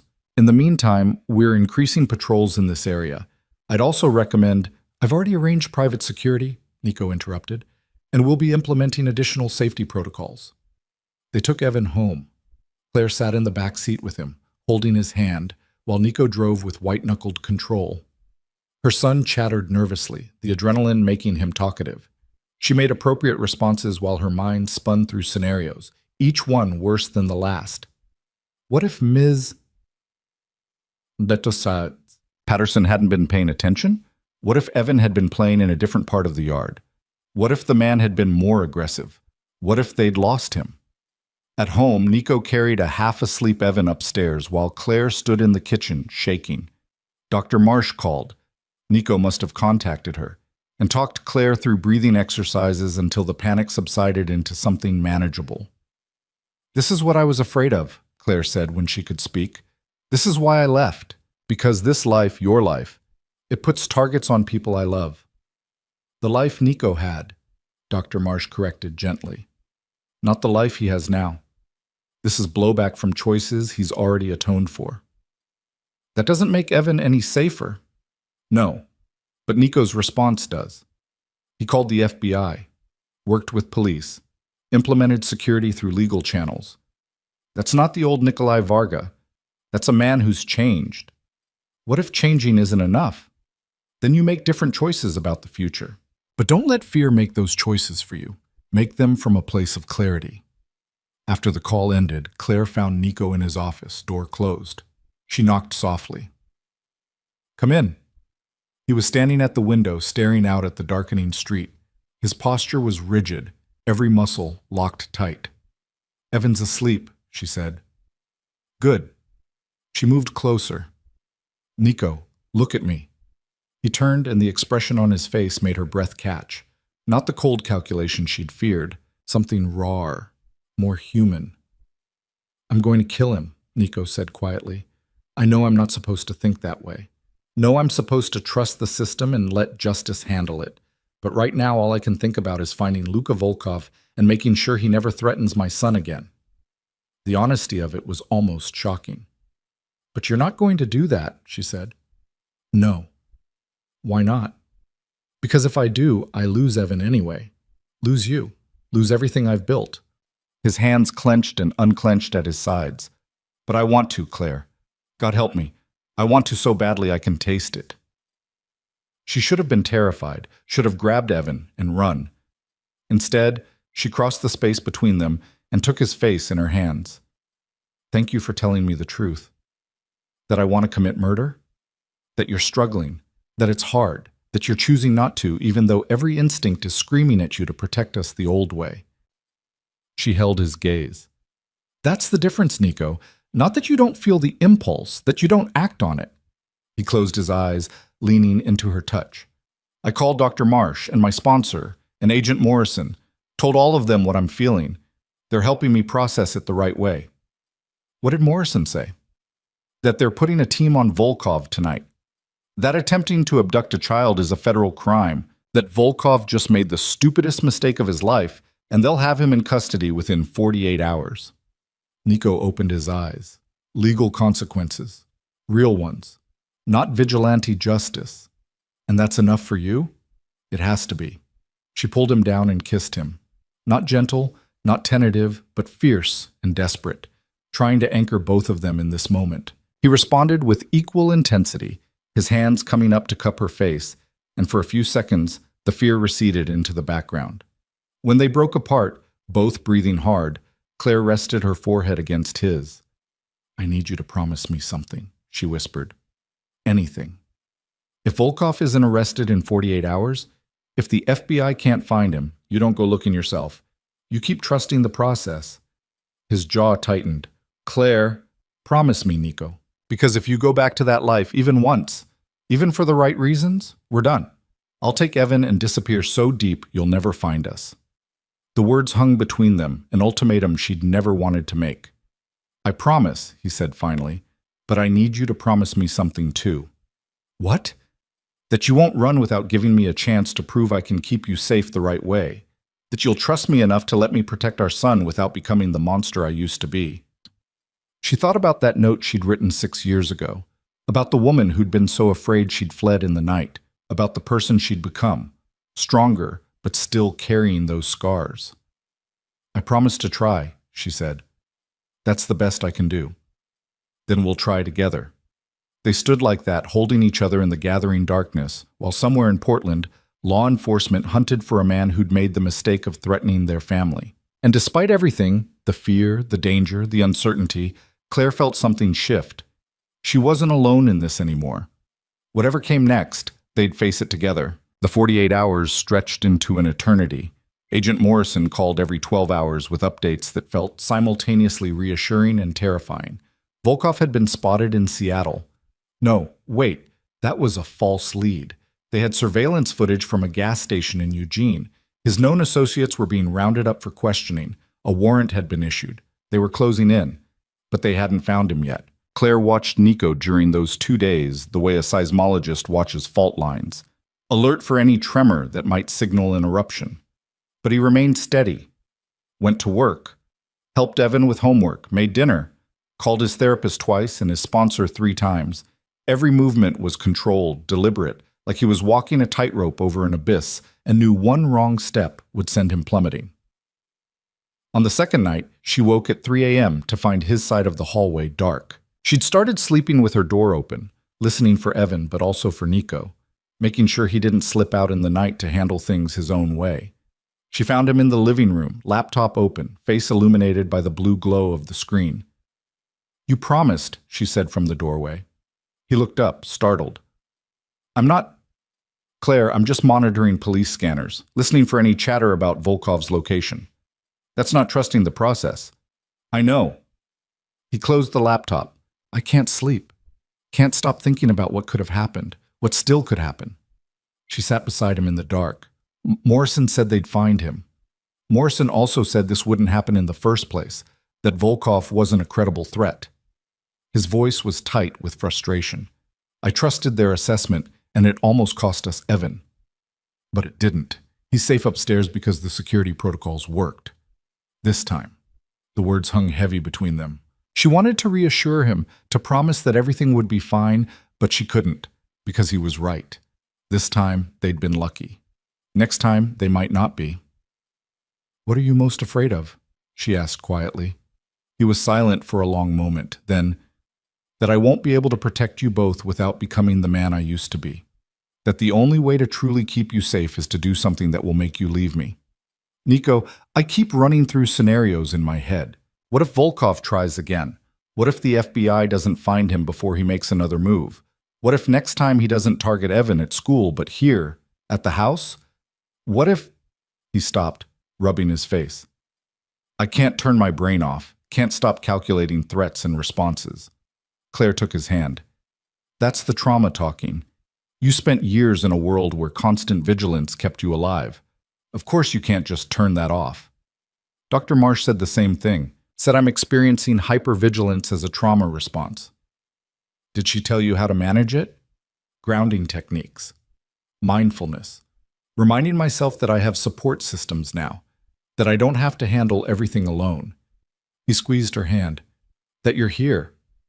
I am here. Even though I brought this danger into your life, you didn't bring it. It followed you from a life you left behind. There's a difference." She shifted closer. "And you're handling it the right way. That matters, Nico." "Does it? Because right now it feels like the right way is just slower, less effective. It's the way that doesn't make you a murderer. The way that doesn't put you in prison. The way that lets you actually be here for Evan." She turned to face him fully. "You think I haven't noticed? That you've been making calls, checking in with Morrison, coordinating with the security team, all while still showing up for dinner every night, still reading bedtime stories, still being present? That's just basic parenting. No, it's extraordinary parenting under extraordinary circumstances. You're holding yourself together when everything in you wants to fall apart and handle this violently." Her voice softened. "I'm proud of you." She felt him tense beside her. "Don't say that." "Why not?" "Because I don't deserve it. I created this situation. My choices, my past, put our son in danger. Your choices to leave that life and start over also gave him a father who's trying every day to be better. Those count too." She leaned her head on his shoulder. "You're not the villain here, Nico. Vulkoff is." They sat in the darkness, drawing comfort from each other's presence, until exhaustion finally pulled them both toward sleep. Claire woke at dawn to find herself curled against Nico's chest on the couch, his arms wrapped protectively around her.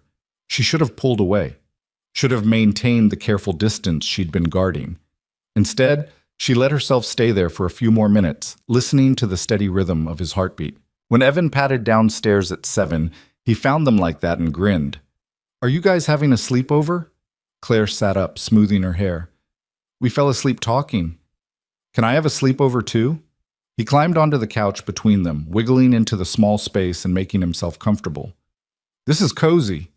Nico wrapped an arm around his son, pulling him close, and Claire watched something in his expression soften. All the tension from the night before, all the fear and rage and helplessness, melted into simple love.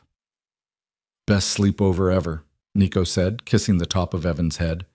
They made pancakes together, all three of them crowded in the kitchen, Evan standing on a stool to help flip, Nico teaching him about heat distribution and timing while Claire set the table. It felt absurdly normal, like they were just a regular family having a regular morning. The illusion shattered when Agent Morrison called at 8:47 a.m. Nico answered on speaker so Claire could hear. "Morrison, tell me you have good news." "We have Vulkoff in custody." The agent's voice was professionally satisfied.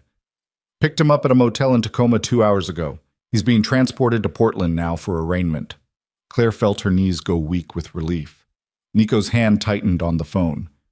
"What are the charges?" he asked.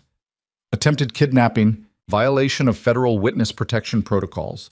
You're still technically under that umbrella, even though you're using your real name. Couple of other things we found when we searched his room." Morrison paused. He's not getting out, Varga. Not for a very long time. What did you find in his room? Surveillance photos. Detailed notes about your routines, Evan's schedule, Ms. Donovan's movements, maps of the house and school. He'd been planning this for weeks. Nico's expression went absolutely cold. Claire watched him process this information, saw the rage flash through his eyes before he locked it down with visible effort. I want to testify, Nico said. Whatever you need to put him away, I'll provide it. We'll need statements from both you and Ms. Donovan, and we'll need to talk to Evan about what happened at the school. He's 6 years old. I know. We have child psychologists who specialize in these interviews. We'll make it as easy as possible. Morrison's voice gentled. I know this is hard, but his testimony will help ensure Vulkoff never gets the chance to try this again. After the call ended, Nico stood very still, phone still in his hand. Claire could see him shaking. It's over, she said. He's in custody. Evan's safe. He photographed our son. Nico's voice was barely above a whisper. Followed him, documented his entire routine. Was planning a... He cut himself off, the muscles in his jaw working. But he didn't succeed. The system worked. This time. Every time. Because you did everything right. You reported the threats. You set up security. You trusted the process, even when it was killing you to wait. She moved closer. And now Vulkoff will face legal consequences. Real prison time. Justice, Nico, not revenge. He looked at her and she saw something break in his expression. All the control he'd been maintaining for 2 days cracked, and suddenly he was crying. Harsh, painful sobs that seemed ripped from somewhere deep. Claire pulled him into her arms, holding him while he shook. Evan appeared in the doorway, eyes wide with concern. Why is Nico crying? Because sometimes even grown-ups need to cry when they're relieved, Claire said, gesturing for Evan to come closer. The bad man who tried to pick you up? The police caught him. He can't hurt anyone anymore. So Nico's happy crying? Something like that. Evan hugged Nico's waist fiercely. It's okay. You kept us safe. Those words seemed to undo something in Nico completely. He dropped to his knees, pulling Evan into a crushing embrace, and Claire watched her son pat his father's back with the unselfconscious comfort only children can offer. You're really good at hugs, Evan said seriously. Even better than Mom sometimes. That pulled a wet laugh from Nico. Your mom taught me how. She's the best teacher. Later, after Evan had gone back to watching cartoons, Nico found Claire in the kitchen. Thank you, he said quietly. For what? For not letting me handle that the old way. For holding me accountable. For trusting that I could do the right thing even when I wasn't sure I could. You did it yourself, Nico. I just reminded you why it mattered. No, I did it because you were watching. Because disappointing you, losing you and Evan, that was scarier than anything Vulkoff could do to me. He moved closer. I need you to know something. Okay.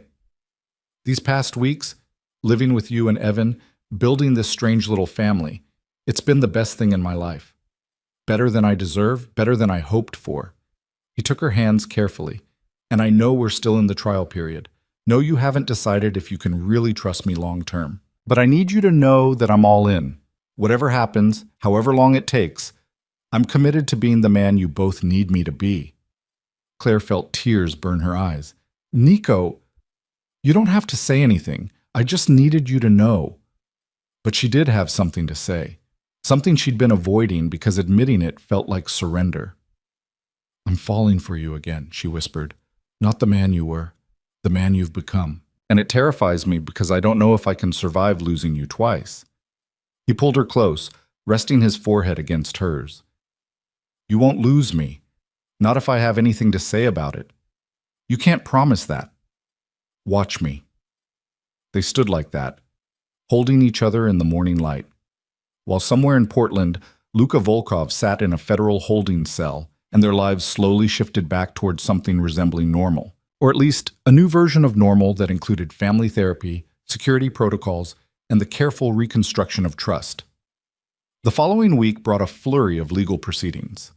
Claire and Nico gave detailed statements to federal prosecutors. A child psychologist spent 2 gentle hours with Evan, helping him tell his story in a way that wouldn't traumatize him further.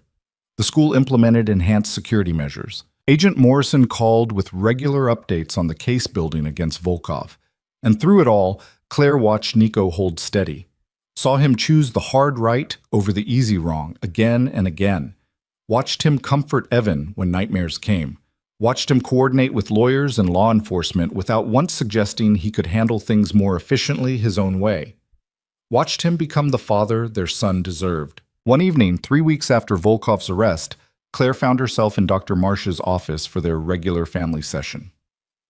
Evan was with a babysitter, giving them space to talk openly.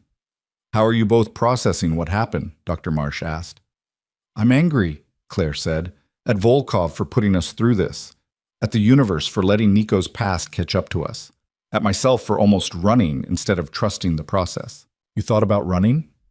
"Every day for the first week after the school incident, packed bags in my head, planned routes, figured out how to disappear again." She glanced at Nico. "I didn't tell you that." "I knew," he said quietly.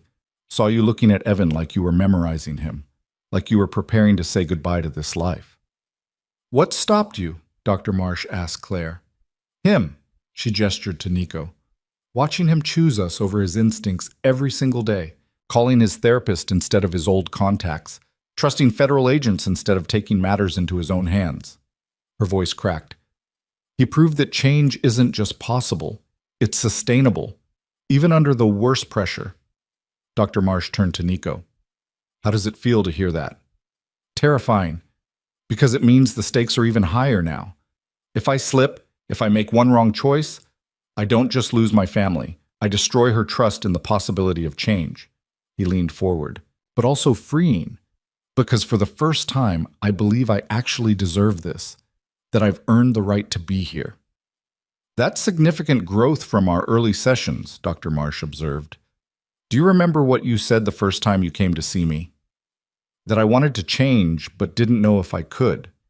That the man I'd been felt like the only version of myself I knew how to be. And now? Now I know there are multiple versions. The man I was, the man I'm becoming, the man I want to be for my son." He looked at Claire.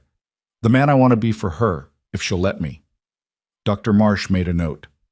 "Claire, where are you in terms of trusting this version of Nico?" Claire thought about that carefully. "I trust him with Evan completely.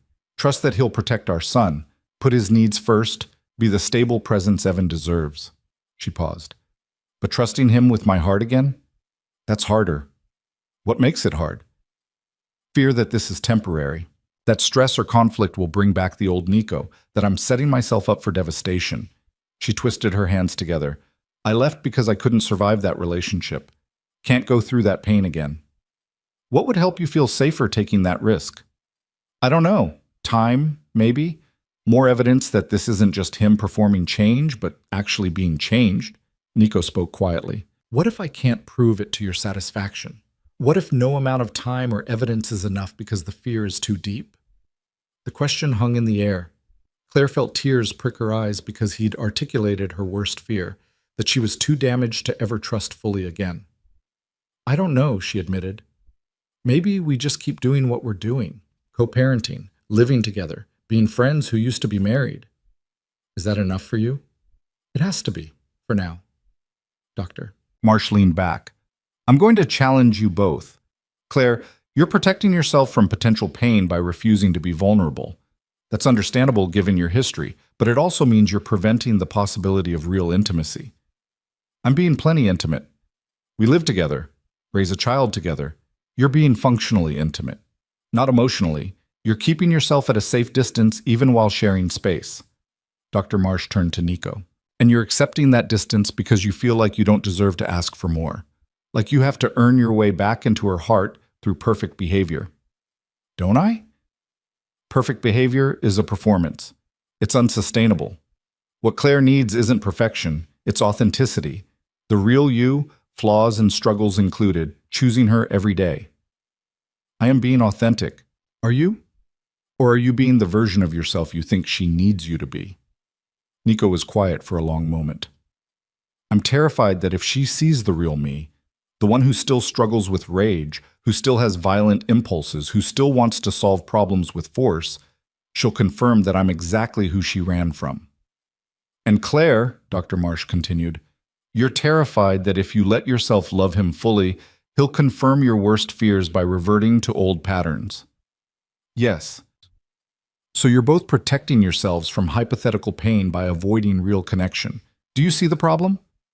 Claire looked at Nico, saw her own fear reflected in his eyes, saw the careful distance they'd both been maintaining even while living in the same house, raising the same child, rebuilding the same broken relationship. We're stuck, she said. You're at an impasse, Dr. Marsh corrected, which means someone needs to take a risk. Someone needs to be vulnerable first. What if I'm not brave enough? Claire whispered. What if you are? Dr. Marsh met her eyes. You fled an abusive relationship while pregnant, built a new life from nothing, kept yourself and your son safe for 6 years, then made the incredibly brave choice to give Nico another chance. You've been nothing but brave, Claire. Don't stop now. The session ended, but the words stayed with Claire. That night, after Evan was asleep, she stood outside Nico's bedroom door for a full 5 minutes before knocking. Come in. She found him reading in bed, glasses perched on his nose in a way that made him look younger, softer. Can we talk? She asked. Of course. He set aside his book, giving her his full attention. She sat on the edge of his bed, hands twisted together. Dr. Marsh was right about me keeping myself at a distance. You have every right to protect yourself. Do I? Or am I just being a coward? She forced herself to meet his eyes. I keep waiting for proof that you've changed enough, that you're safe enough, that loving you won't destroy me. But what if there's never enough proof? What if I'm just using fear as an excuse? An excuse for what? To avoid feeling this. She pressed a hand to her chest. This terrifying, overwhelming love that never actually went away. I told myself I was over you, that 6 years and a new life had erased what we were. But it didn't. I just buried it. Nico's expression was carefully neutral. What are you saying? I'm saying I'm tired of being afraid, tired of protecting myself from something that might never happen, tired of punishing us both for who you used to be instead of celebrating who you've become. Claire, let me finish. She took a shaky breath. I love you, Nico. Not the sanitized, safe version you've been showing me. All of you. The man who still struggles, who still has dark impulses, who chooses every day to be better than his worst instincts. That's who I love. He stared at her like she'd spoken a foreign language. You loved me. I never stopped. Even when I hated you. Even when I ran. Even when I was terrified of you. Tears streamed down her face. I love you and it scares me to death, but I'm done pretending I don't. Nico crossed the space between them in 2 strides, pulling her into his arms. She felt him shaking against her. Say it again, he whispered. I love you. Again. I love you, Nikolai Varga. You complicated, damaged, wonderful man. I love you. He kissed her then, desperate and tender and full of 6 years of longing. She kissed him back with equal intensity, pouring all her fear and hope and love into it. When they finally broke apart, both breathless, he rested his forehead against hers. I love you too. Never stopped. Never could. I know. I've always known. But then why did it take us so long to say it? Because we're both idiots who thought protecting ourselves was more important than being happy? He laughed, genuine and warm and full of relief. Dr. Marsh is going to be insufferably pleased with herself next session. Let her be. She earned it. Claire pulled back slightly. This doesn't mean everything's fixed. We still have work to do. I know. And I'm still going to call you on your shit when you slip into old patterns. I'm counting on it. And we're taking things slow. Just because I love you doesn't mean... He kissed her again, cutting off her words. When he pulled back, he was smiling. We'll go as slow as you need. I've waited 6 years. I can wait as long as it takes. What if I don't want to wait? His expression turned serious. Then we move forward together. At whatever pace feels right. No pressure, no expectations. Just us figuring this out as we go. She stayed in his room that night, just talking, holding each other, rebuilding the intimacy they'd lost. When dawn broke, she woke in his arms feeling safer than she had in years. Evan found them at breakfast, sitting close, hands intertwined, and his face lit up. Are you guys boyfriend and girlfriend now? Claire looked at Nico, saw the question in his eyes. She squeezed his hand. Something like that, she said. Good. I like it when you're happy. Evan climbed into his chair. Can we have pancakes again? And just like that, they moved forward into a new version of normal, one built on honesty and hard work and the choice to love each other despite the risk. The 4-month mark arrived on a Tuesday morning in late February, exactly 16 weeks after Claire and Evan had moved into the house in the West Hills. She woke to find Nico already gone, his side of the bed, their bed now, for the past month, cool to the touch. A note on his pillow read simply, "Meeting this morning, back by lunch, love you." She traced the words with her finger, still marveling at how easily they'd fallen into this, how loving him had gone from terrifying to natural, how waking up next to him felt less like a risk and more like coming home. But today was decision day. The trial period was over. Time to determine what came next. Claire found Evan in the kitchen, attempting to pour his own cereal and making a spectacular mess. She helped him clean up, made coffee, tried to quiet the anxious voice in her head asking what if Nico wanted to formalize everything and she wasn't ready? What if he wanted to slow down and she'd already committed too much of her heart? What if the past 4 months had been real for her but just another negotiation for him? She hated that the doubt still crept in sometimes. Doctor. Marsh said it was normal, that trust rebuilt slowly, that she shouldn't expect 6 years of fear to evaporate overnight. But she wished it would. Nico returned at noon as promised, carrying a leather portfolio that made Claire's stomach clench. Documents, contracts, the formal end to their trial arrangement. Can we talk? He asked. After lunch, when Evan goes down for quiet time. She nodded, throat tight. They made sandwiches together, the familiar choreography of their kitchen dance, while Evan chattered about a project at school. Claire barely heard him, too focused on the portfolio sitting on the counter like a ticking bomb. When Evan finally retreated to his room with a stack of books, Nico gestured to the living room. I have something to show you. She followed him, heart hammering. He sat on the couch and patted the space beside him. When she settled there, he opened the portfolio and pulled out a single sheet of paper. I had my lawyer draw this up, he said. Claire's stomach dropped. Here it came, the legal framework, the custody arrangement, the formal boundaries that would define their co-parenting relationship going forward. She took the paper with shaking hands and read the first line. Dissolution of trial, cohabitation agreement, full withdrawal. Her eyes blurred. He was ending it. 4 months of progress, and he was... Keep reading, Nico said softly. She forced herself to focus. This document hereby nullifies and dissolves the trial cohabitation agreement dated November 3rd between Nikolai Varga and Clare Donovan. All terms, conditions, and provisions of said agreement are void effective immediately. The undersigned parties acknowledge that the trial period has concluded and formal arrangements are no longer necessary or desired. Instead, the parties wish to establish the following. We choose each other, not because a contract says we should, not because a 4-month timeline dictated it, but because we want to build a life together. We choose to be a family, messy and complicated and real. We choose to keep doing the work, keep showing up, keep choosing love even when it's hard. This is not a legal document, it's a promise. We promise to communicate honestly, even when the truth is uncomfortable. We promise to attend therapy, individual and family, for as long as we both shall live. We promise to call each other on our shit. We promise to be partners in parenting Evan, in building our future, in supporting each other's growth. We promise that if either of us feels unsafe or unhappy, we'll speak up before resentment builds. We promise to take breaks when needed. We promise that I love you is never an obligation, but always a choice. Most importantly, we promise that this relationship stands on its own merit, not on legal frameworks or trial periods or anything except our daily decision to be together. Signed this day, the bond between us stronger than any contract could capture. Claire read it twice, tears streaming down her face. When she looked up, Nico was watching her with an expression of such vulnerable hope it made her chest ache. I don't want contracts between us anymore, he said quietly. Don't want timelines or provisions or exit clauses.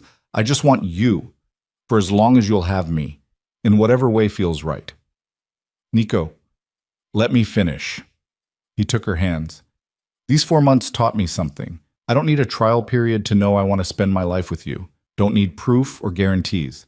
I just need you to keep choosing me every day, and I'll keep choosing you back. What about the house? The financial arrangements? Evan's education?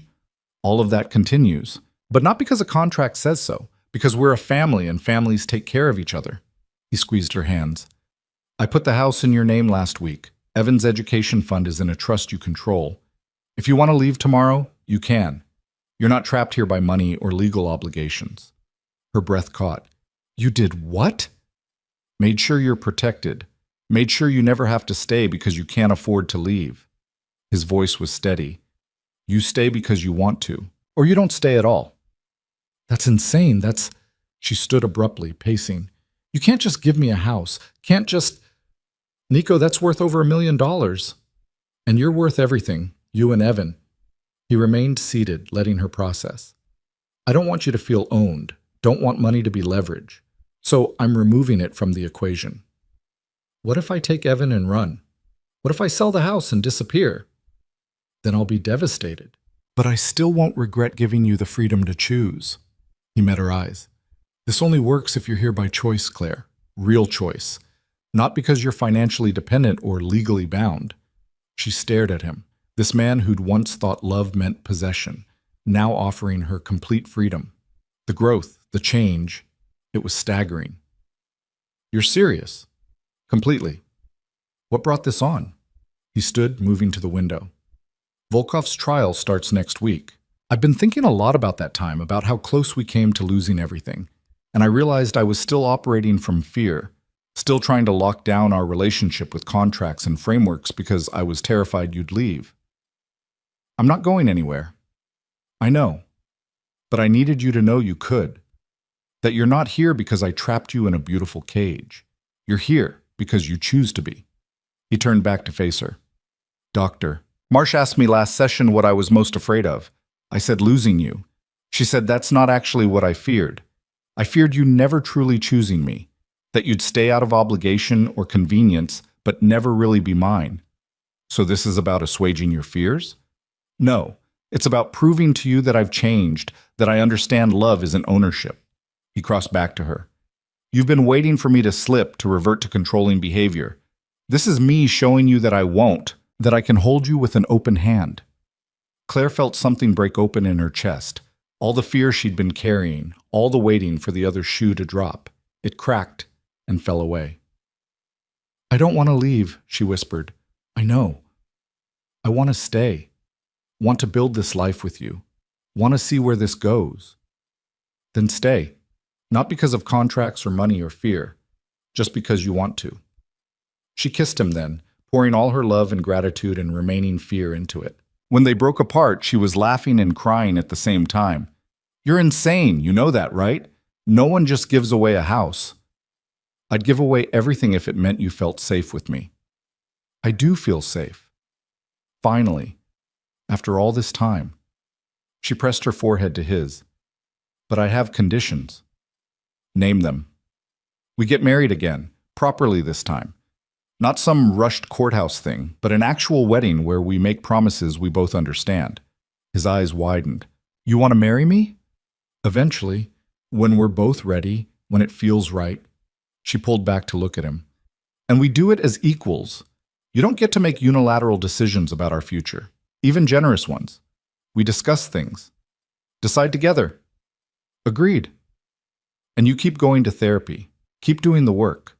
Because I love who you've become, but I know it requires maintenance. Already planned to. Dr. Marsh says I'll probably be in therapy the rest of my life. Some damage runs too deep to fully heal. That's okay. I'll be right there with you. We can be beautifully broken together. He pulled her close, burying his face in her hair. I love you so much it terrifies me. Good. Terror means you're paying attention. She smiled against his shoulder. Love should be a little scary. Means it matters.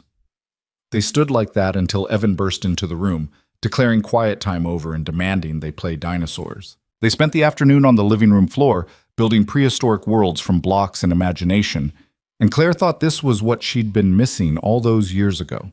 Not the grand gestures or the expensive gifts, just this, simple moments, Easy laughter. The three of them being a family. That evening, after Evan was asleep, Claire found Nico in his office, reviewing documents for Vulkoff's trial. "Are you nervous?" she asked. "About testifying?" "Yes and no." He set aside the papers. Nervous about seeing him again, about having to relive everything publicly, but also relieved. This is the final piece. Once he's sentenced, that chapter of my life closes completely. What if he threatens you in court, tries to intimidate you? Let him try. Nico's voice was calm. I'm not that person anymore. Not the one who responds to threats with violence. I'll walk in there, tell the truth, and walk out. Then I'll come home to you and Evan and continue building this life. Just like that? Just like that. He pulled her into his lap. You've taught me something, Claire. That the best revenge isn't violence or intimidation. It's living well, being happy, building something beautiful from the ashes of what used to be. She kissed his temple. When did you get so wise? When I lost everything and had to rebuild from scratch. Turns out hitting rock bottom is a great teacher. The trial proceeded over the following week. Claire attended every day, sitting in the gallery, while Nico testified with calm precision. She watched Vulkoff try to stare him down, try to provoke a reaction. Watched Nico refuse to engage. He simply told the truth about the threats, the surveillance, the attempted kidnapping, with the even tone of someone recounting facts, not seeking vengeance. When Vulkoff was sentenced to 23 years in federal prison, Nico showed no triumph, no satisfaction, just quiet relief that it was over. They celebrated that night with takeout and a movie, Evan falling asleep between them on the couch. Claire studied her two favorite people, her son drooling slightly on Nico's shoulder, Nico's hand gentle on Evan's back, and felt peace settle over her like a blanket. I think we should tell him, she said softly. Nico looked up from the movie. Tell him what?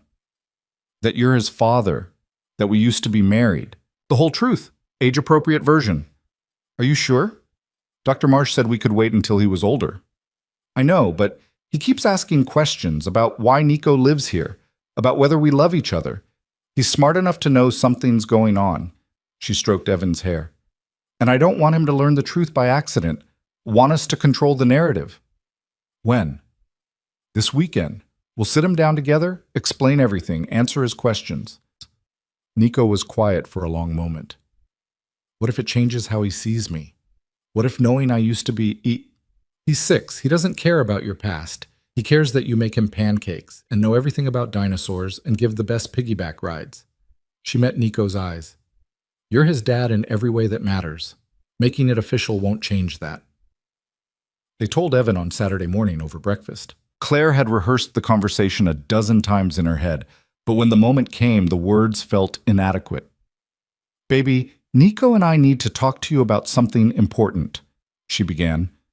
Evan looked up from his cereal, suddenly serious. Am I in trouble? No, sweetheart, nothing like that. She glanced at Nico, who nodded encouragement. You know how you've been asking about your daddy? Yeah, you said he loved me but couldn't be with us. That's right.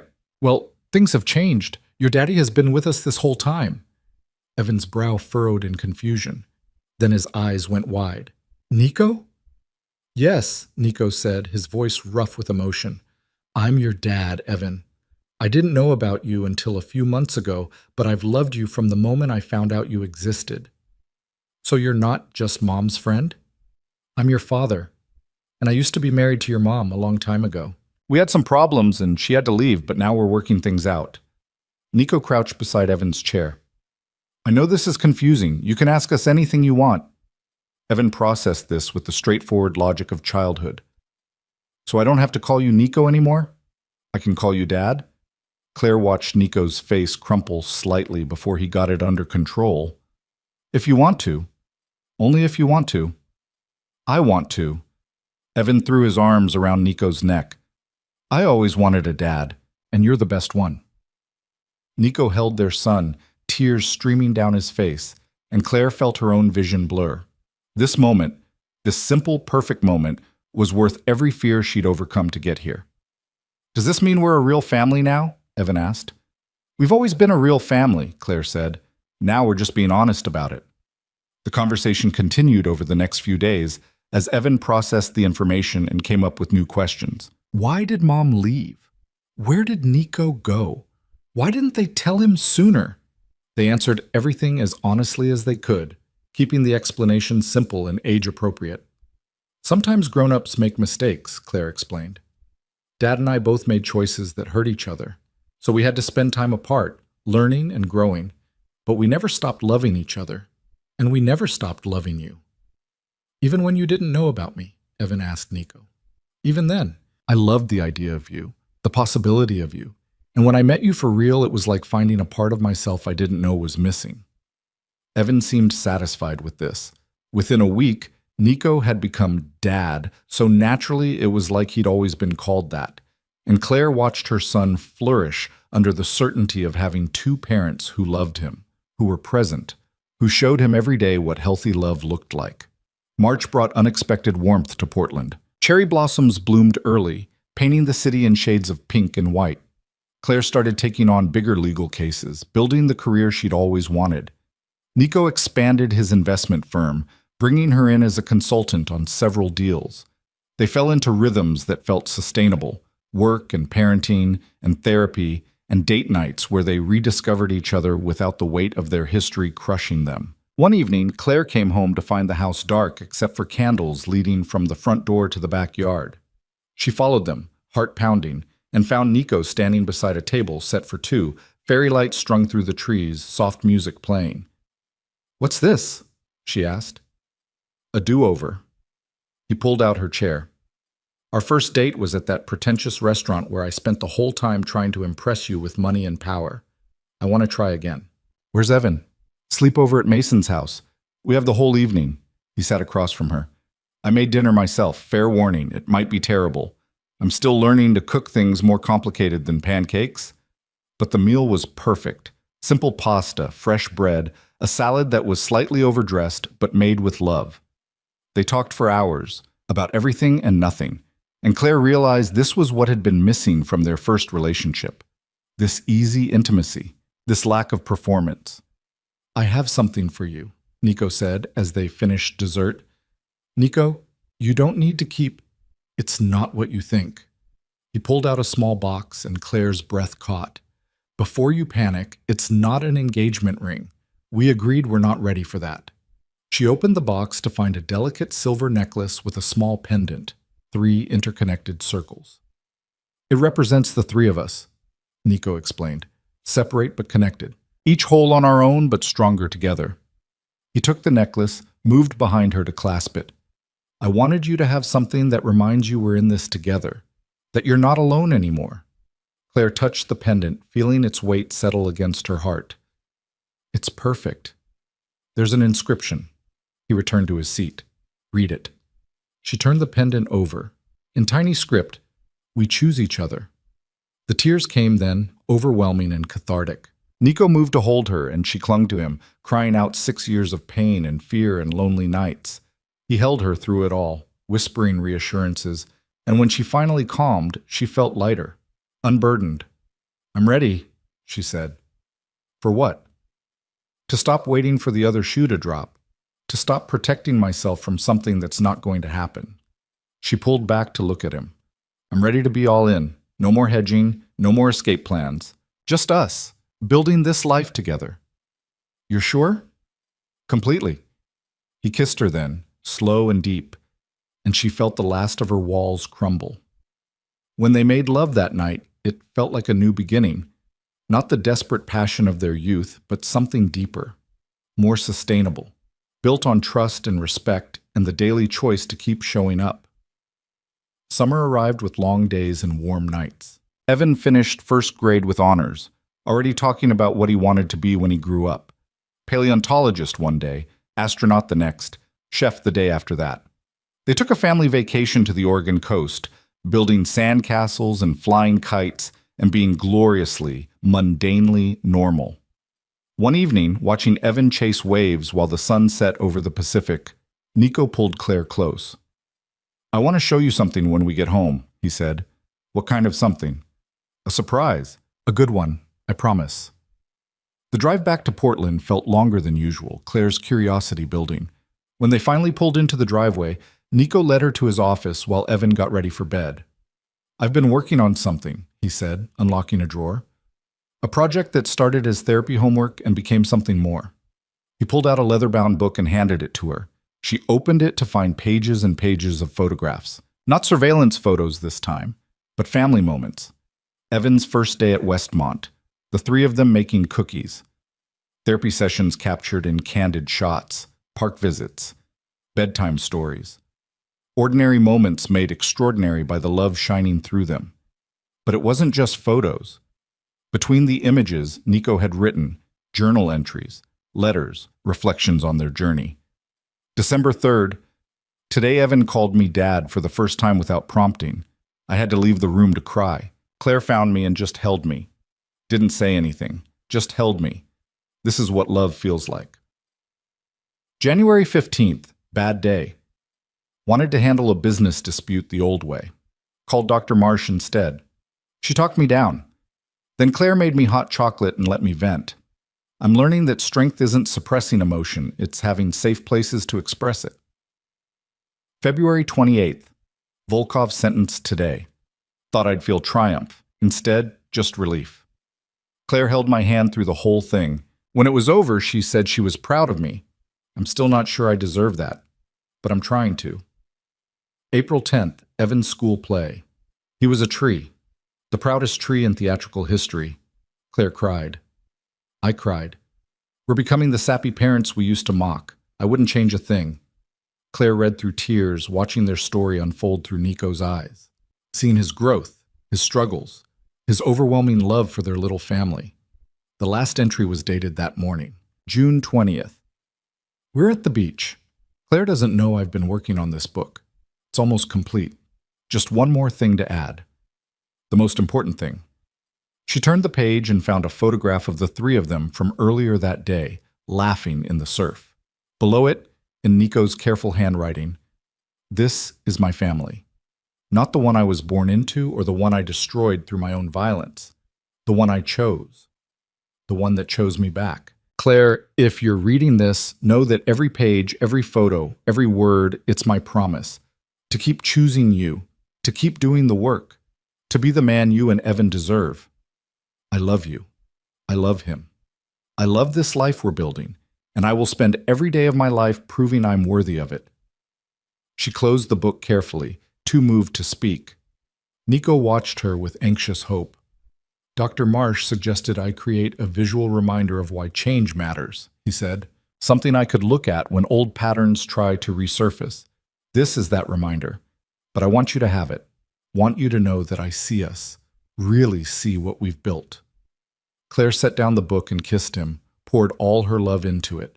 When they broke apart, she was smiling through tears. I love you, she said.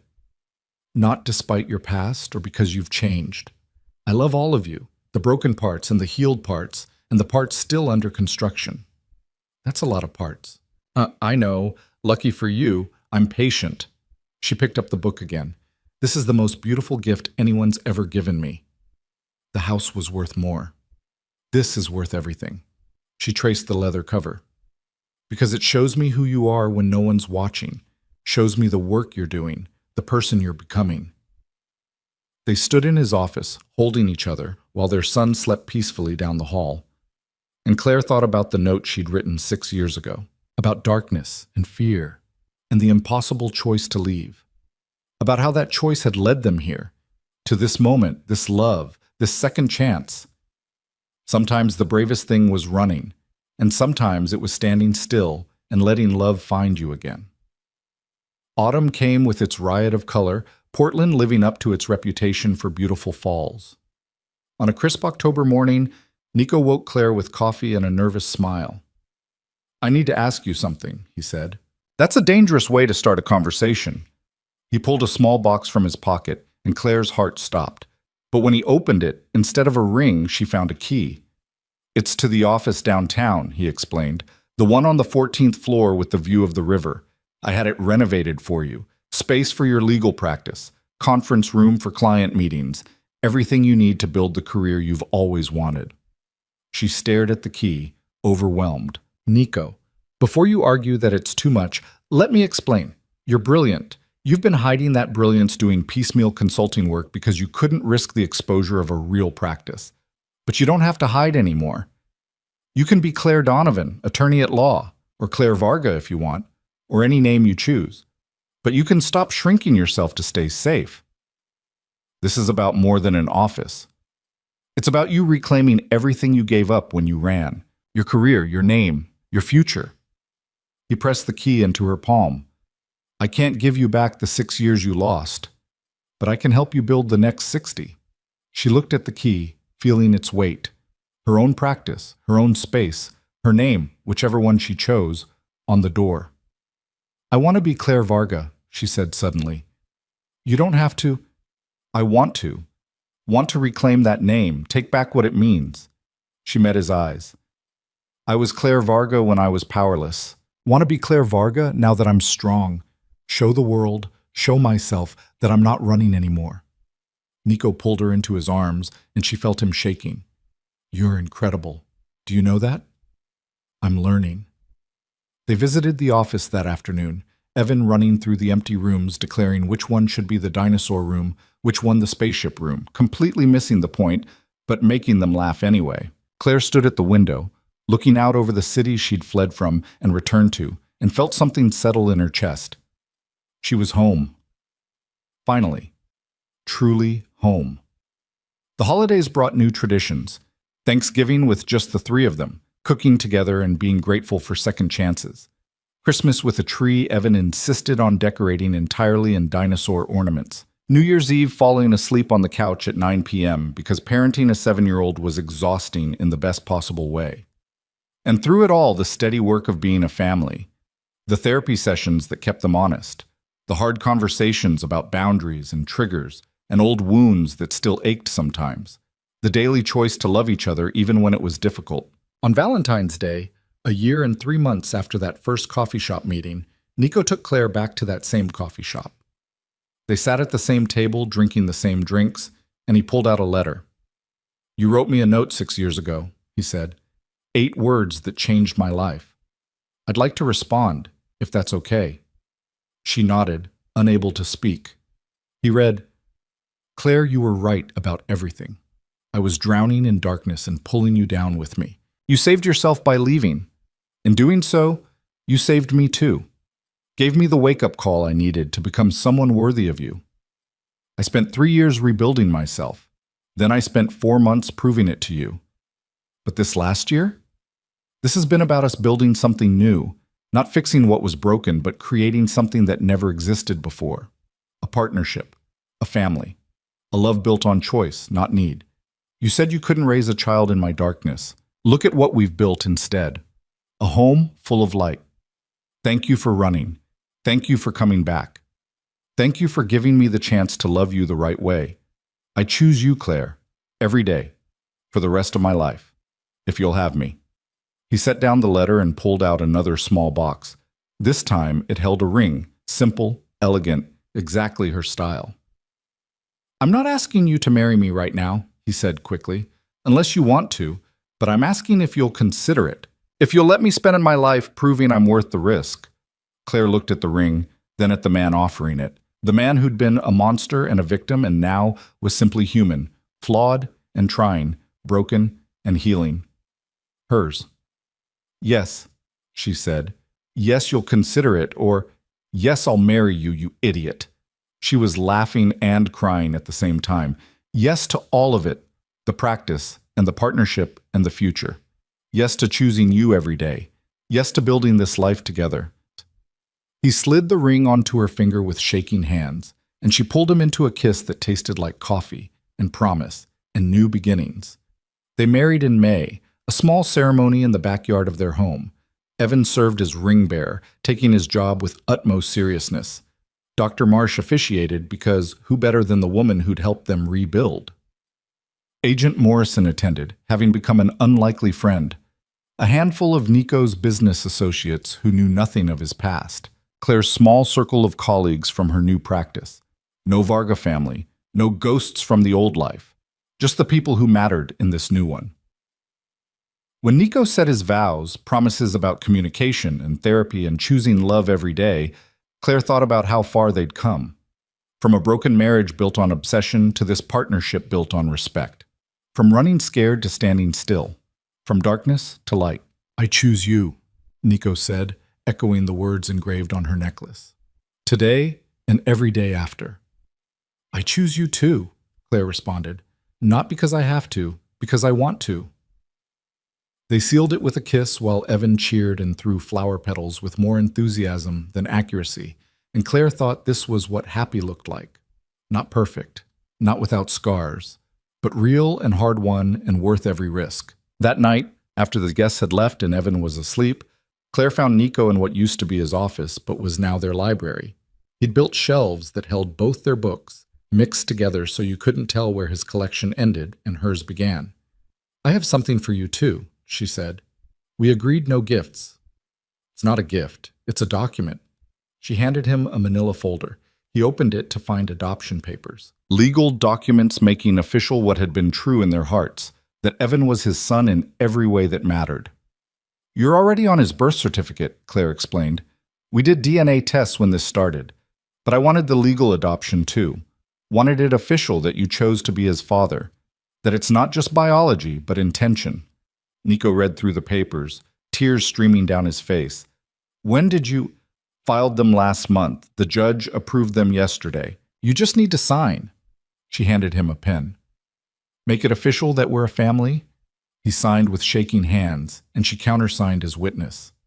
When it was done, he pulled her into his lap. "Thank you," he whispered, "for everything. For running when you needed to. For coming back when I'd earned it. For giving me a second chance I didn't deserve. You earned it, Nico, every day. By choosing to change, by doing the work, by being brave enough to love us the right way. I'm still terrified sometimes. That I'll slip. That I'll hurt you. That I'll become my father. I know. I'm terrified too. That's what makes us human." She kissed his forehead. "But we face it together. We keep doing the therapy. Keep having the hard conversations. Keep choosing each other even when it's scary." "For how long?" "Forever. Or until we decide otherwise. But hopefully, forever." They sat in their library surrounded by books and the life they'd built, and Claire felt a peace so profound it almost hurt. This was what she'd been searching for all those years ago when she'd fallen in love with a dangerous man. Not the danger itself, but the depth of feeling underneath it. The intensity. The all-consuming love. She just needed him to learn how to love her without destroying her in the process. And he had. Years passed in the way they do when life is good, simultaneously too fast and perfectly timed. Evan grew from a 6-year-old who loved dinosaurs to a teenager interested in computer science and social justice. Claire's practice flourished, specializing in helping women navigate complex divorces and family law issues.